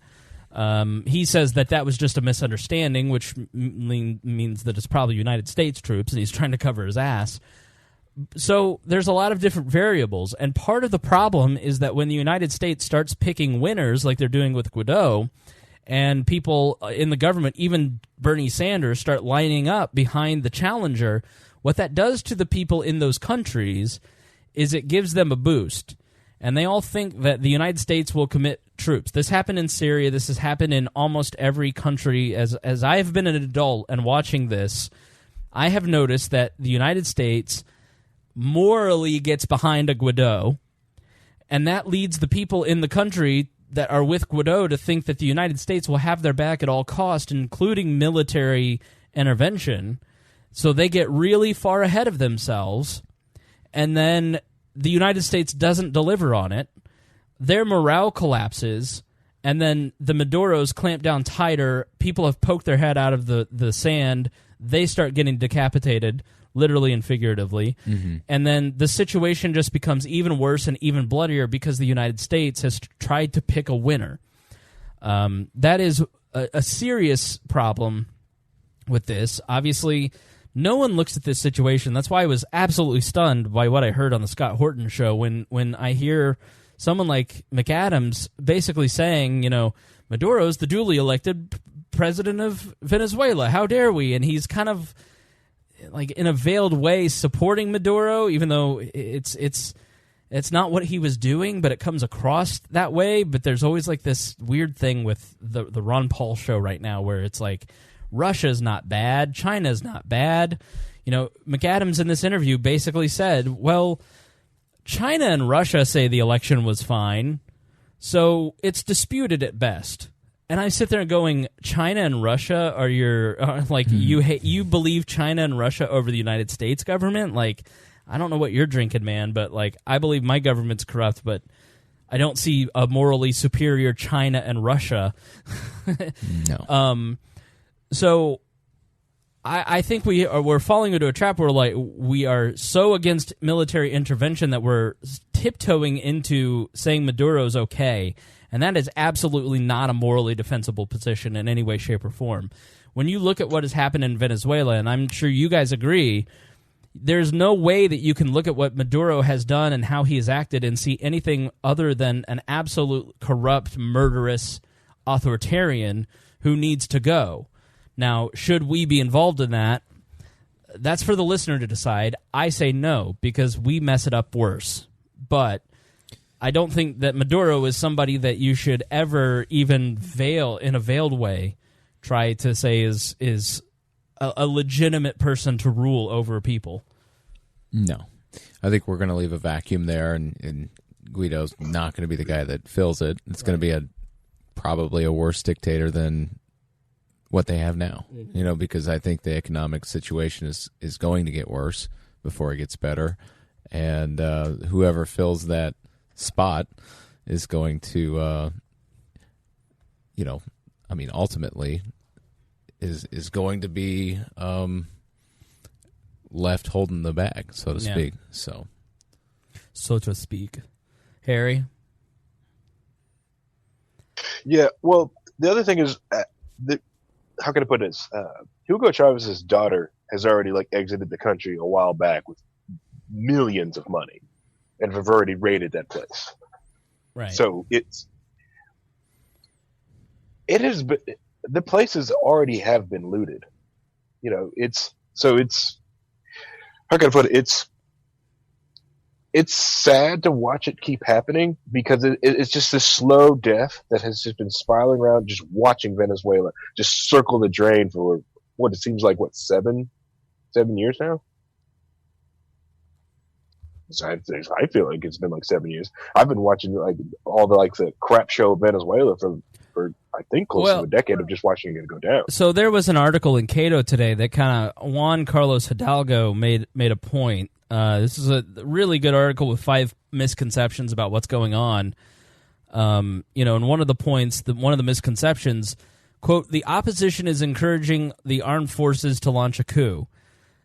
He writes, the coup took place years ago, and it was carried out by Maduro with the active involvement of the armed forces. In 2017, Maduro installed a puppet constituent assembly subverting the requirements established in the Constitution. Since then, that assembly has taken away all the powers of the legitimately elected National Assembly. The Supreme Court is under such complete control of the regime that since 2005 it hasn't once ruled against the executive. What the opposition is encouraging is for the armed forces to act in accordance to the Constitution. So this writer at the Cato Institute is basically saying this isn't about inciting a coup, this is about fighting a coup. And then he goes on to basically say that nations have a legitimate right to recognize the legitimate government that they're going to deal with. It doesn't necessarily mean that the United States diplomatically is staging a coup. It means that they're going to talk to the people that are more legitimate, and that is Guaido, in this writer's opinion, than Maduro. True, because like Maduro has did several different things in the last, like you said, like 2 or 3 years against the written constitution of Venezuela to keep himself in power and to give himself more power. And he actually elected separate different of his own, like his own special government. I believe we talked about that. It was last year actually when Maduro did enact his own Senate, basically. Yeah, I forget what episode that is, but yes, we talked about that last year. Right. And it's just like I said, so this new government and everyone's really like, it's kind of like, so since he did this, crossed his own constitution, they seem more legitimate at that point. Right. Alina, what do you think?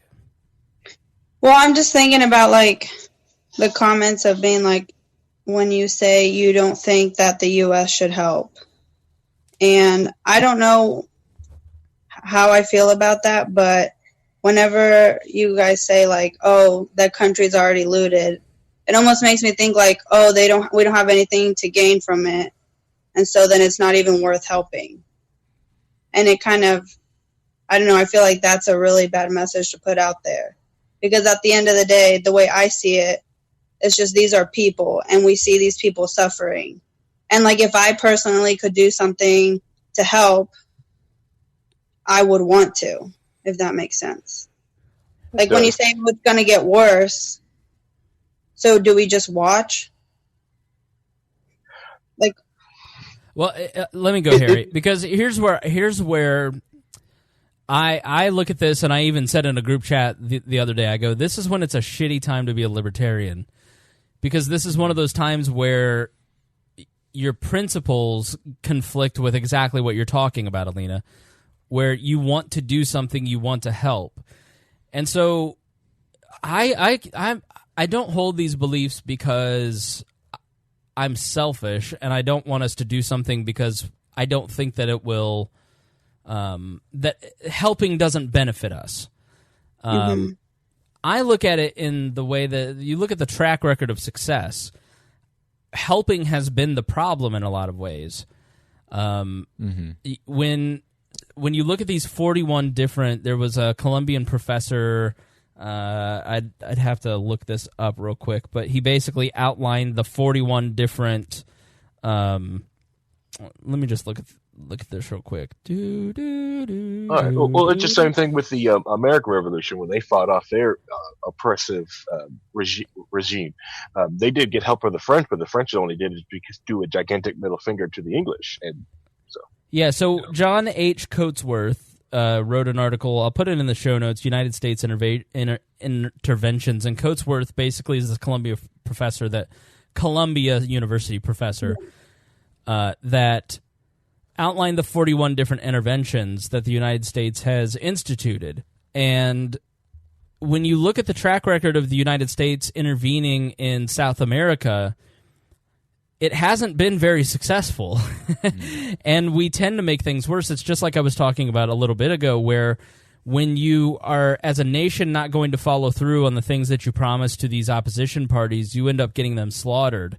The United States is so divided politically, especially after Iraq, that the stomach is not there nationally to take on more responsibility in other countries, A, because we can't really afford it at this point, and B, because we don't feel like we're helping. Like, at what level do you intervene in another nation?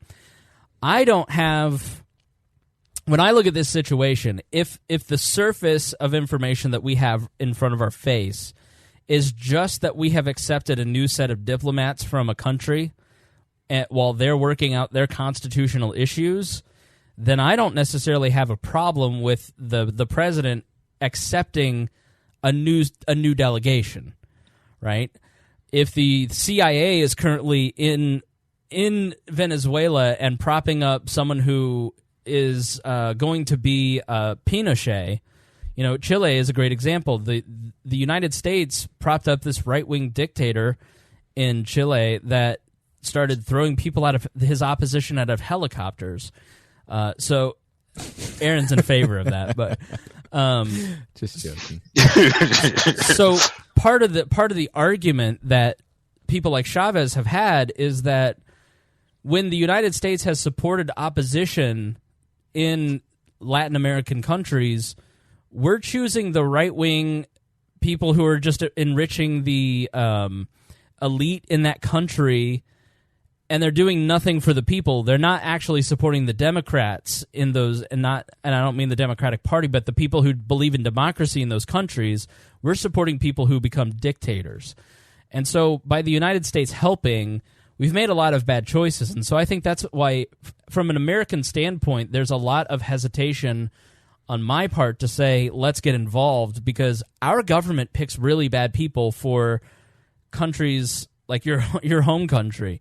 We're not good at helping other countries. If you look at Iraq, if you look at Egypt, if you look at Libya, if you look at Afghanistan, the track record of America, quote-unquote, helping is not very good. And at some point, it has to be up to... It's just amazing to see all these people who are mad about Russia interfering in our election, screaming for us to intervene in the affairs of other countries. Like, I don't know if that really resonates with you, Alina, but that's why I look at it, because I agree with you. Like, you look at people suffering and you go, I want to help them.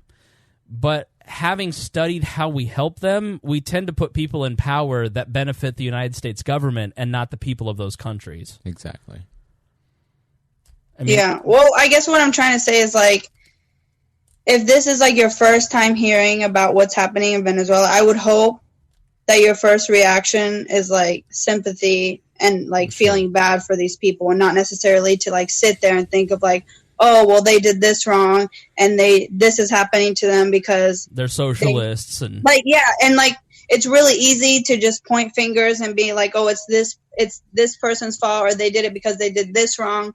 When at the end of the day, they're just people. And, I don't know, like... No, I get exactly what you're saying, and let me give you an illustration. When I listen to libertarian podcasts about this subject, it's a lot of smirky... The human element is removed. Right, yeah. It's smirky cliches about how libertarians are morally superior on these issues. And we told you so. We told you so, and there isn't really a lot of empathy for the people there. I think it's a great point that libertarians a lot of times miss. Yeah, and you could have your empathy, and like I said, I've been watching the situation, and so it's hard not to say, like, oh, see, look, what's finally happening. But you did touch on the one point that Venezuela's last great resource right now is its people. Its people are highly educated, highly motivated to do things. That is the best resource Venezuela has right now.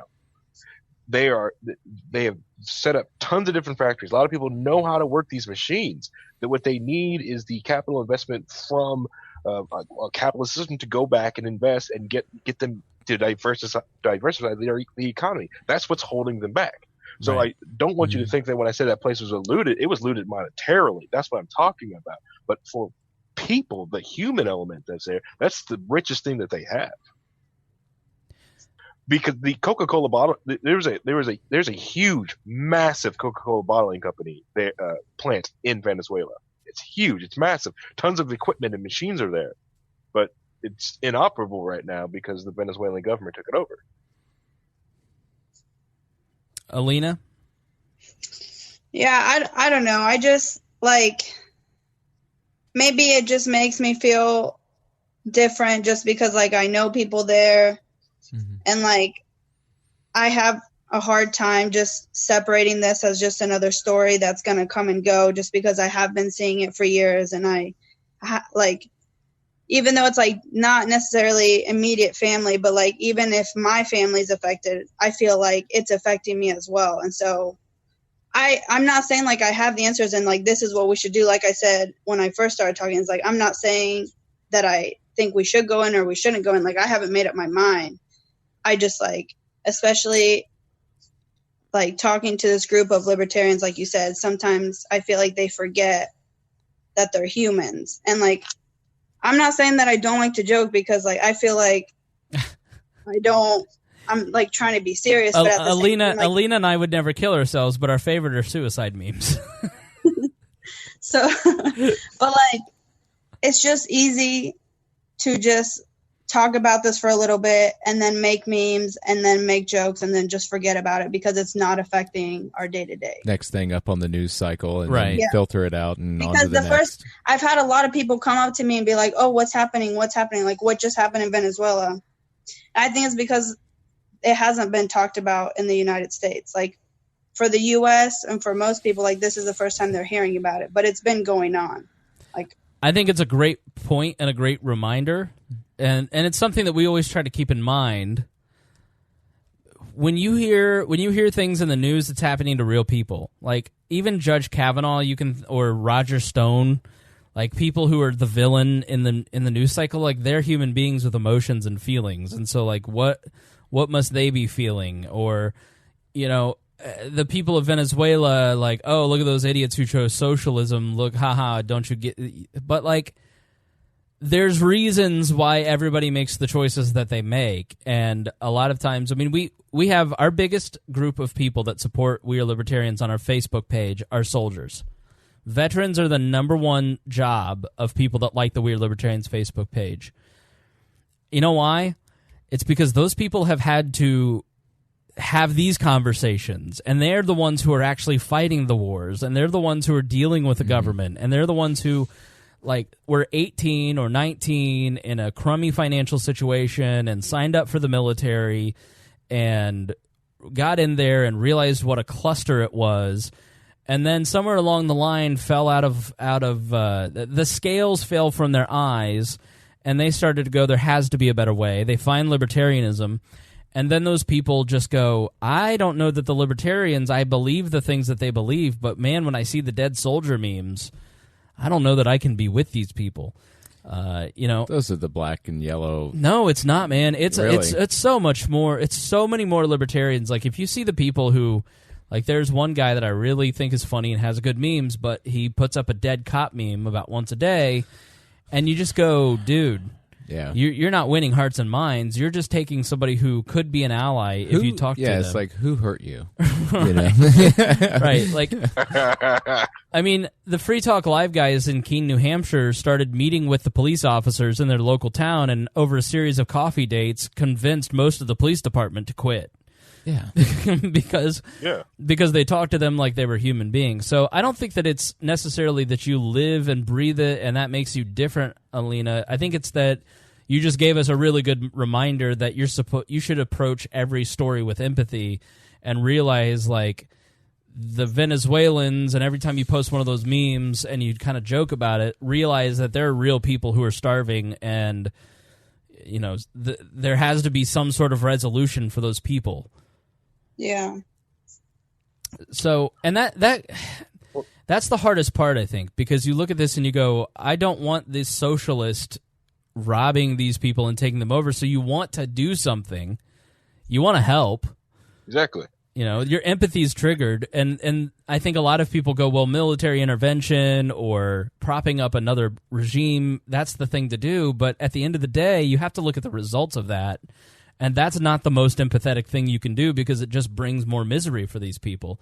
Like it sucks. It's one of the hardest things about being a libertarian is accepting that. Go ahead, Harry. I was going to say, and how did socialism get to Venezuela? Another white European trying to help somebody? That's how socialism got there. Okay. No, it's true. People going down there to help. Well, that's a big reason why you saw Marxism and the USSR. The Soviets basically started taking over Asian countries and basically populations of color, let's put it that way, across the globe. The reason that they turned to the Soviets is because it was a natural counterbalance to colonialism, to imperialism. And so neo-imperialism, when we're using the World Bank and the International Monetary Fund, look up the John Perkins book, Confessions of an Economic Hitman, that's just a new version of it. You take a country like Nigeria or Venezuela and you loan them to build infrastructure. You loan them all this money to build infrastructure, and then they can't afford to pay the loans back, and then all of a sudden they're just basically slaves to these payments. So I think Maduro's henchmen are at the door. Honestly, go lock the door, please. So there's somebody's knocking at the door, Harry. We're not even live streaming. Uh-oh, here it comes. I bet it's Aaron. Battery RAM. He legitimately thinks that we should call the police every time we live stream. Why?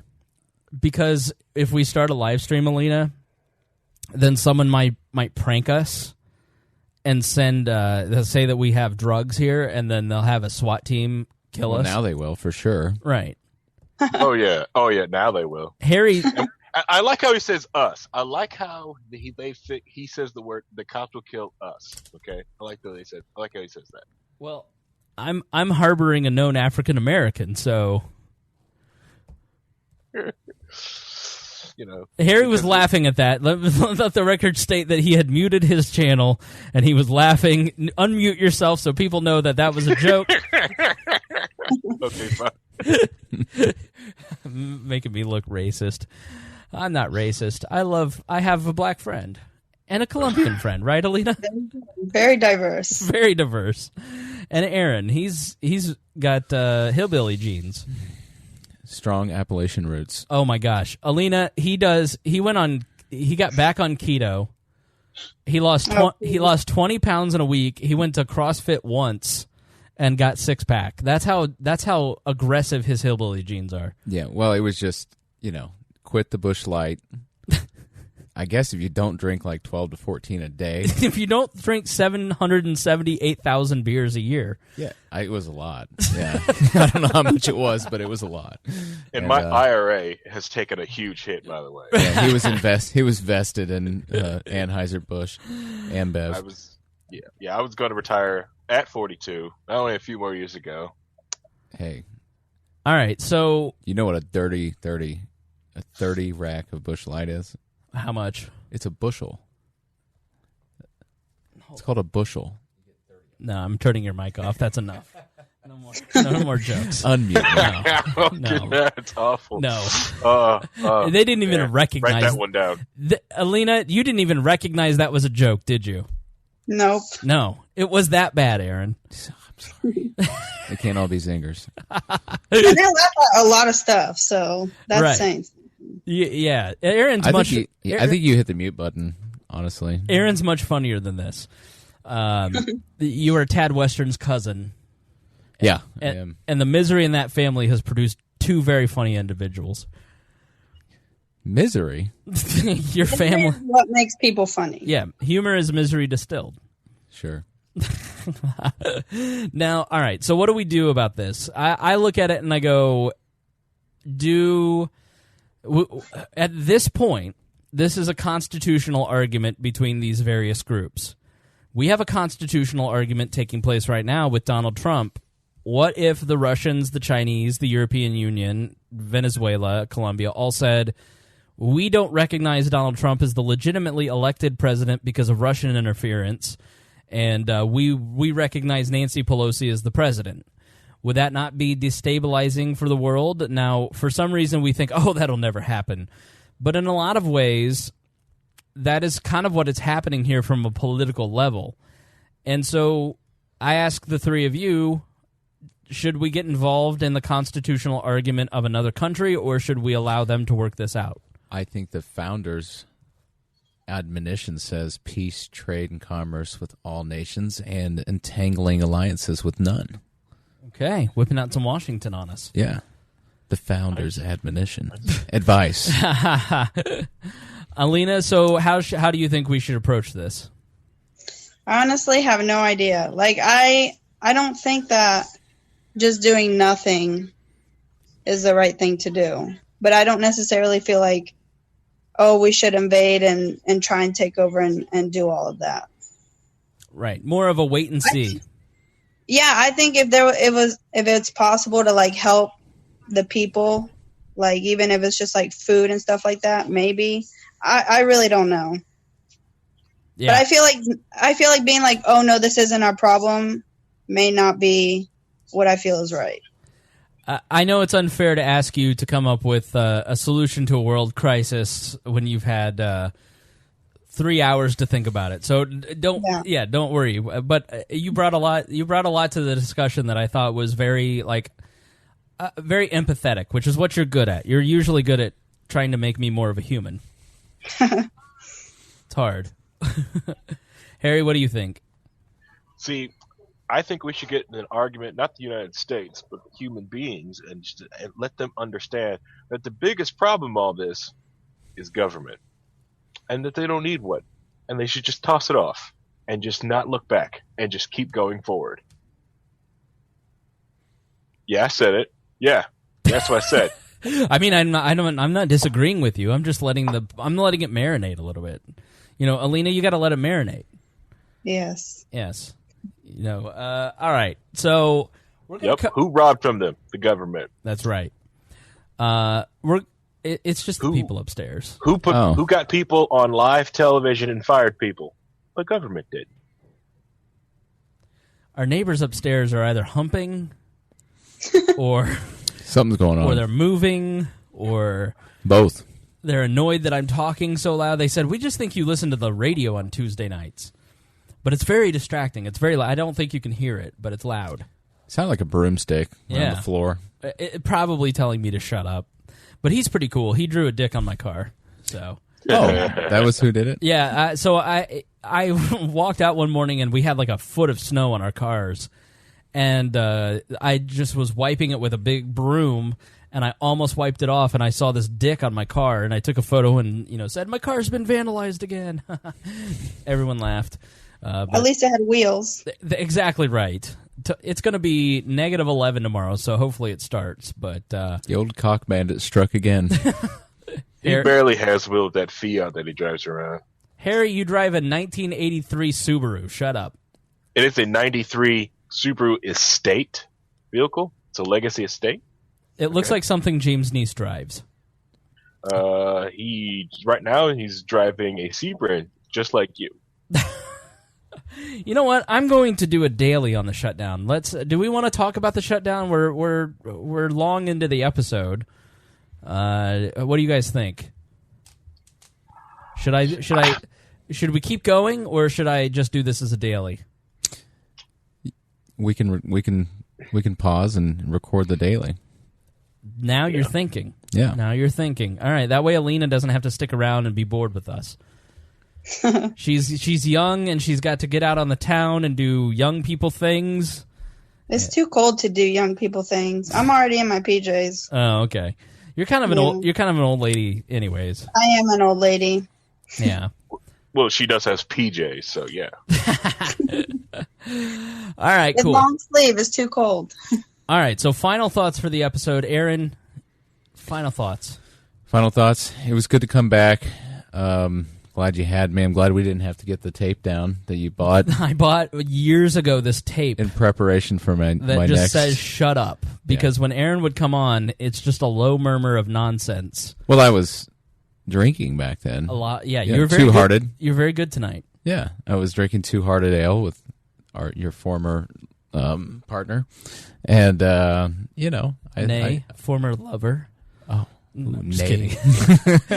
But no, it's good to come back on and get the creative juices flowing again, and I hope you'll have me soon. Yeah, please mop that up. Absolutely. Alina, let's give you the final thoughts. On today? On Venezuela, on anything. You can talk about whatever you want. No, then I'll be here forever.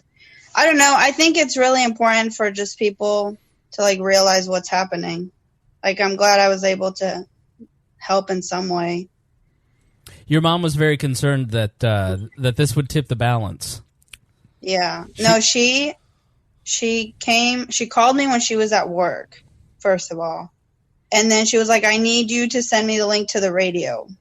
And I was like, what are you talking about? And she was like, your thing that you're doing. I was like, first of all, it's not on the radio. Second of all, if I send you a link, you're not even going to know how to open it. And then she was like, oh no, you have to have your aunt call in. And I was like, okay, well, she lives in California. Like, this is too last minute. This isn't going to work. She was like, Alina, you have to. This is going to reach millions of people, and it's going to decide the fate of the country. And I'm like, oh, I didn't realize that this is what was happening today. She said that to me. I was very flattered. I mean, she was like, call Chris right now. And then you didn't answer, and she was like, oh, my gosh. I don't know what she said to you because she left my room, so I don't know what she said. Well, it was very awkward. She answers. She's like, hello. I'm like, hello. Yeah, she was like talking all nice to you, and she was like screaming at me before. I know. I was worried that I was going to get the chocolate. Yeah, you got it wrong again. I know, and I don't. You know, I don't speak Spanish, Baxter. And so she goes, "How are you?" I'm well. I am well as well. Indeed. Like, she said indeed at one point. It was very cute. And then she told me about your aunt, and I was like, yeah, she'd be great if you can get her in like the next 30. Because here's the thing, she has like a big degree and like is Venezuelan, and she's a normal person. Like, yeah, I can have you on here and you'll hang with her nonsense. But like somebody like that, I'd want to do a formal interview. I don't want to subject them to like an hour and a half conversation of nonsense. Like you, I don't mind because you get it. She made me feel very good about myself after she talked about my aunt. Right. She basically was, you're not qualified to do this. Yeah, that's what she was like saying. She was like, you don't know anything. To give her mom some credit, I was listening to the Young Turks podcast on the way over here, and listening to their opinion about Venezuela, and they're very worried about libertarian ideas affecting this situation. Really? Yeah. I mean, they basically are blaming us. They are very worried that we're going to swing them into a right-wing dictatorship, and that business is going to take over the country. You know, based on our Cato Institute and different think tanks. These people are out of their mind. Like the left, the socialists in this country just cannot come to terms with the fact that socialist governments fail and starve people to death. Like they would not admit any fault towards socialism at all. It's all because of big business, and we are controlling. Somehow, libertarians are controlling the oil prices just so that our narrative that socialism sucks will come true. This is insane. And I only listened to like 20 minutes on the way over here, the first part of the podcast. And so it was like not the last podcast, but if you go back maybe two, labeled something to do with Venezuela, and you'll hear all about their crazy Alex Jones type theories. Literally, it's insanity. Like, you would think that, like, much to Alina's point, if you've watched Jericho, and there's a scene where eventually the military rolls into Jericho, and you're filled with such relief for these people. Like, I would love to have that. I would love to be able to say, like, yes, we should send in the military and save these people and invade this country for their own good. But the results are what the results are. Like, you have to, at some point, have to look at the consequences to your ideas and go, this thing that I feel would work isn't actually going to produce the results I want. And I don't get how people on the left just don't seem to have that ability. Mm-hmm. Like, you just can't see that. And I'm not talking about like your liberal who looks at the Constitution and says, I think we should emphasize civil rights. Like, I'm talking about the Young Turk type people who just cannot see, like Ocasio-Cortez just cannot see Venezuela and realize that the Green New Deal would do much the same thing. It's bizarre. No matter how well intended your ideas are, if the consequences to them, if they don't come to fruition, then you need to admit where you're wrong and look for facts. And they look right past the facts. Facts don't care about your feelings. So Lena, we don't want to interrupt but yes, I thought it was very funny. Your mom politely said that millions of people could hear this, and so it's important we get someone who's qualified to do it. Yeah, and she also had a solution for it all. Like, she said that she's like, I don't understand why it's so difficult, why we can't just send someone to just kill the guy and be done with all of this. She's like, if the U.S. won't do it, we should just call the mafia in Colombia, and they'll take care of it. If we're only so simple. That's like my first sensible thing to do, because I definitely had the mafia on speed dial. She wanted you to call the mafia. Yeah, she made it seem like she was going to do it if I didn't do it. Your mom, I love your mom. No, you can have her.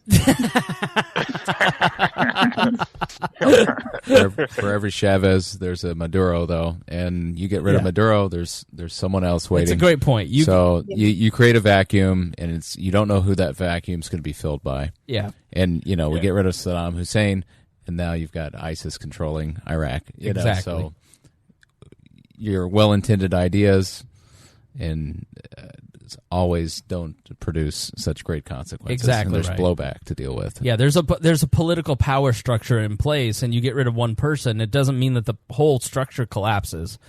There's very few regimes like Russia where Putin is the central figurehead. But even if you got rid of Putin, a Medvedev or whatever would pop up. I mean, you look at Iraq, where you had Saddam Hussein. You get rid of Saddam Hussein, and you still have the ruling factions from the Hussein era fighting with the other different factions of Iraq. So, all right. Any final thoughts, Alina? Anything else?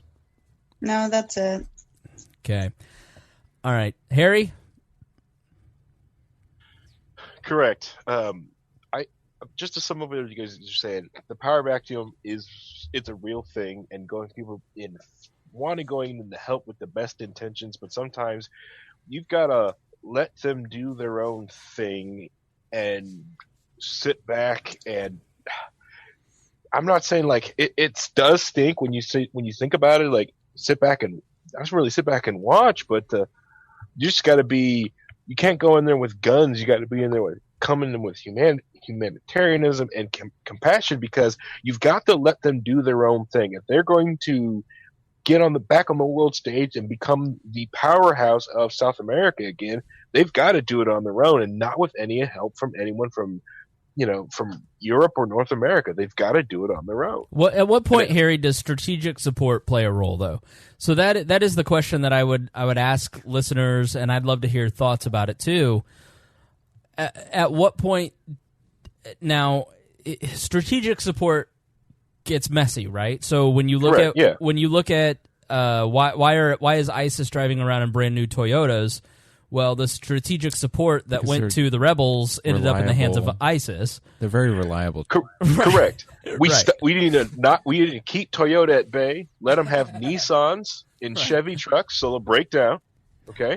So none of these reliable trucks.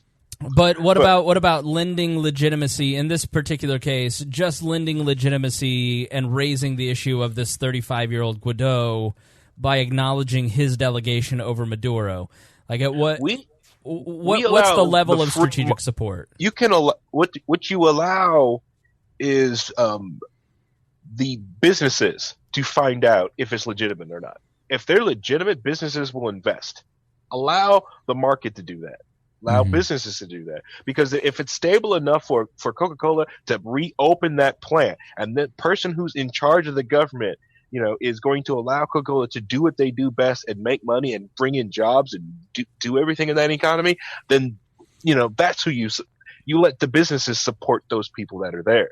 I think the government is just in the way, and it will ham fist and make this process worse. As they get involved, they're making it worse so people can't leave that situation, or preventing other people to go into that situation to help on their own. I think the government should just get out of the damn way. Yeah, maybe some of the people that are actually creating jobs and opportunities and money and capital will come back. You know, they're in Miami right now, and they're in Colombia, and they've moved all their resources out of the country because of the crazy socialist tax rates and things, and maybe they'll start to move back. I mean, they have to have some sort of sense of pride about their country of origin, and they most likely want to live there, but their government has made it impossible. Yeah, I think Alina can speak to that. I mean, you feel very. I mean, I imagine it has to be confusing or odd sometimes because I'm fully American. I don't. You know, World War I and World War II scraped all the Germany out of my lineage. So, like, I don't identify as a German American. I don't have pride in Germany. I don't have any connection to my home country. But you were born in Colombia. You go there. You have family there, and you took me to a Colombian event. I can only describe it as an event here in Indianapolis. It was a lot of fun. It was so great because you just see people who are fully Colombian and fully American at both the same time. Did you get to salsa? I did not dance. Alina was too busy. Huh? It was raining the whole time. Yeah, but that didn't stop people. And let me tell you, people were great dancers, and I fell in love like 3 times. But, you know, I'm sure there are a lot of Venezuelans who want to go back to Venezuela. Mm-hmm. Yeah, I think there's very few people that if they had to leave their home country, that they just left without being sad at all. I think that people forget that part too. Like, if someone's choosing to leave their home country, they're not just being like, oh, I'm just going to move out of town. Like, you're leaving your place of birth. You're leaving where your family's from, where you grew up, what you know, the language you speak, the customs you know, and you're moving all that. Like, so I don't think that's like a light issue. So I would assume people want to go back. They've just made it impossible right now. Yeah, the incentive to move and the hardship is greater than staying where you're at. Yeah. You know, correct. It's the same thing we saw when Katrina happened. A lot of those people were like, I want to go back to New Orleans. I want to fix it. So let's. Yeah, absolutely. I think immigration, people don't understand that the flow of people is the same as the flow of capital. I mean, when a place is free and healthy, people flow into it, and when it's unhealthy, people flow out of it. That's why they're going to Colombia. The conditions in Colombia are safer. You're not going to get killed. You can eat. You know, one of the videos I watched, it was a month's salary for a hot dog. Like, you had to work a whole month to get one hot dog. Like, that's how bad the economic conditions in Venezuela are. In Honduras and Guatemala and El Salvador, that's why people are coming here. Because it's a month's salary to afford a single meal that's not even all that nutritious. Like, people don't make the journey in these caravans to come to the United States because they just want to commit crimes and rape white women. Like, they come here because they can't afford to live or survive in their home countries, and they're going to a place where they know I have a better shot of survival if I go to the United States, and even if I deal with immigration. You know? So, I mean, Alina, your family, you're a naturalized citizen, but your family came here for economic opportunity at a time when Colombia was not great. Yeah. I mean, we were very fortunate in the sense that my dad found a job here, and he's an engineer. His job helped tremendously in that whole process, as in, like, they paid all the fees, they helped with getting a lawyer, and even then, I feel like my family's case was the best case scenario, and it still took years, and it still took a lot of work. Yeah. And I feel very fortunate because I don't share that like, that's not a common story. Yeah. I'm fortunate that Alina was in Colombia during the children separation incident, and at the same, because she would have flown to Washington and ripped off her chancla and beaten Donald Trump with it, because you were like, what's happening? I don't have internet here. I'm like, I'm not even going to tell you.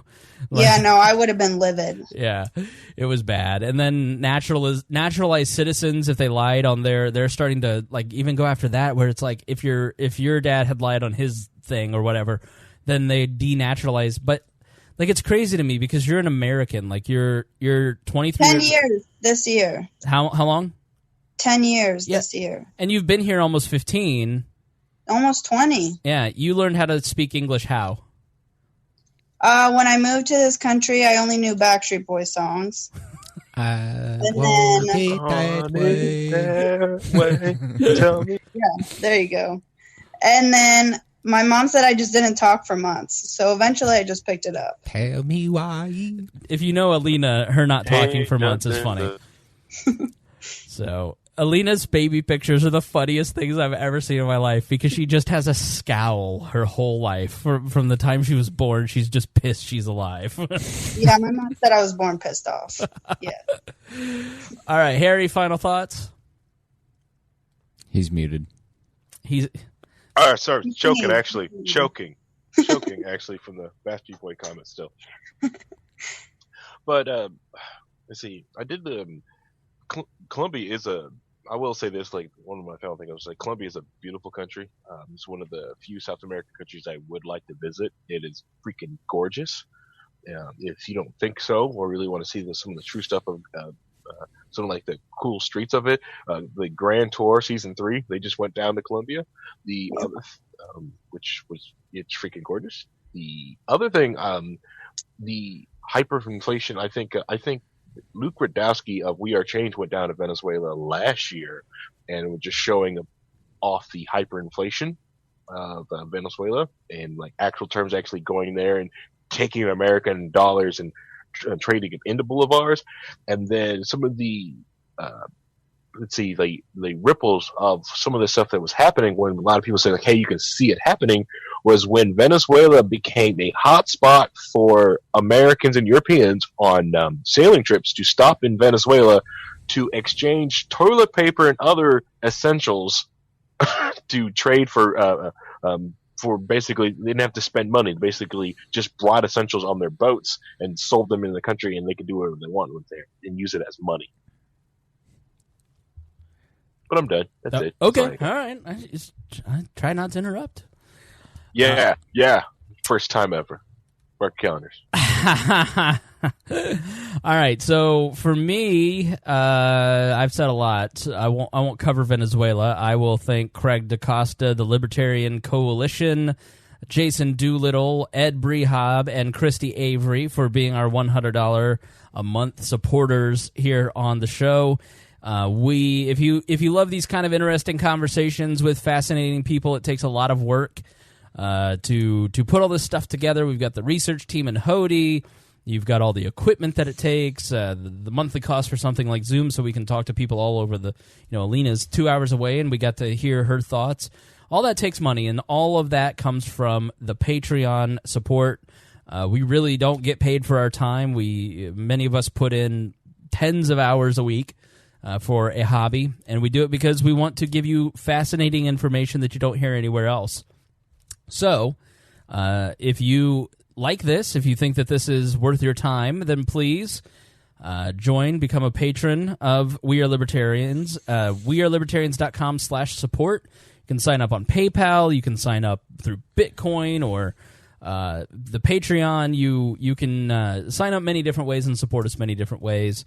And I want to thank you for that. I switched categories to government and organizations, and I noticed today we are number 40 in that category now. So We're Libertarians is a top 50 podcast in one of the iTunes categories. If you would like to help us get to number 1 in that category, it is completely possible. News and politics is tough, and we do fit the description of a government and organization podcast. So please go rate and review us in iTunes. Subscribe on, if I listen on Downcast, but I went into the podcast catcher app or the iTunes on my computer, and I subscribe to We Are Libertarians on all those different devices. Do that for us, please, because then that tells iTunes, hey, these guys are hot right now. And so they're going to bump us up the rankings. So please support us in that way. If we can maintain a top spot up in one of these categories, that really helps us grow in a significant way. We just passed our 2 millionth download. We officially passed 2 million downloads this past week. About 10,000 downloads an episode. The dailies get about 3,000 now. That's up from 1,000 2 months ago. If only every download gave you $1. That's right. Just $1. Just $1. Kick in $1. You could get like a 2-bedroom luxury apartment. You sign up if you sign up on yeah, exactly. I could this you're not supposed to blow the mystique. It really does help and make a big difference, and I'm able to do more and subscribe to better services or do more, do more with video, or eventually hire a person to organize some more stuff. So we really do need your financial support. It is how we fund all of this. It costs a lot to run a podcast network of this size. We have about 40 people involved in this. Those people, if you are involved in We Are Libertarians, I don't like to ask you to pay for equipment, to pay for services. I want to give you the tools. Somebody like Brian Nichols on the Brian Nichols Show, or the Daily Hosts, or Boss Hog of Liberty, they have their own Patreon. So we're going to have a talk, and they're going to have to start pitching in some more. And I have to start charging them a fee. Every time Jeremiah self-promotes, he's going to have to send me $5. I'll be the richest man ever, Harry. So yeah, Harry's drinking. He spit out his $5,000 scotch. So, but it does, when you bring on somebody, we're onboarding a couple new podcasts pretty soon, and I want to be able to send them equipment. And if they're going to get involved in We Are Libertarians, I don't want them to have to pay to do it. So if they're going to give their time and talents and resources. So please pitch in that way. Thank you to everybody who downloads. Even if you're just a stranger out there and you never pitch in, thank you for listening, because those numbers really do help, and it's pretty humbling and cool to get to say that we have this many people listening to us. It's not quite millions yet, like Alina's mom thinks, but we're getting there, and these are some of the ways that you can make it possible. So Harry's showing off his box on camera. Doers, some sort of gross liquor.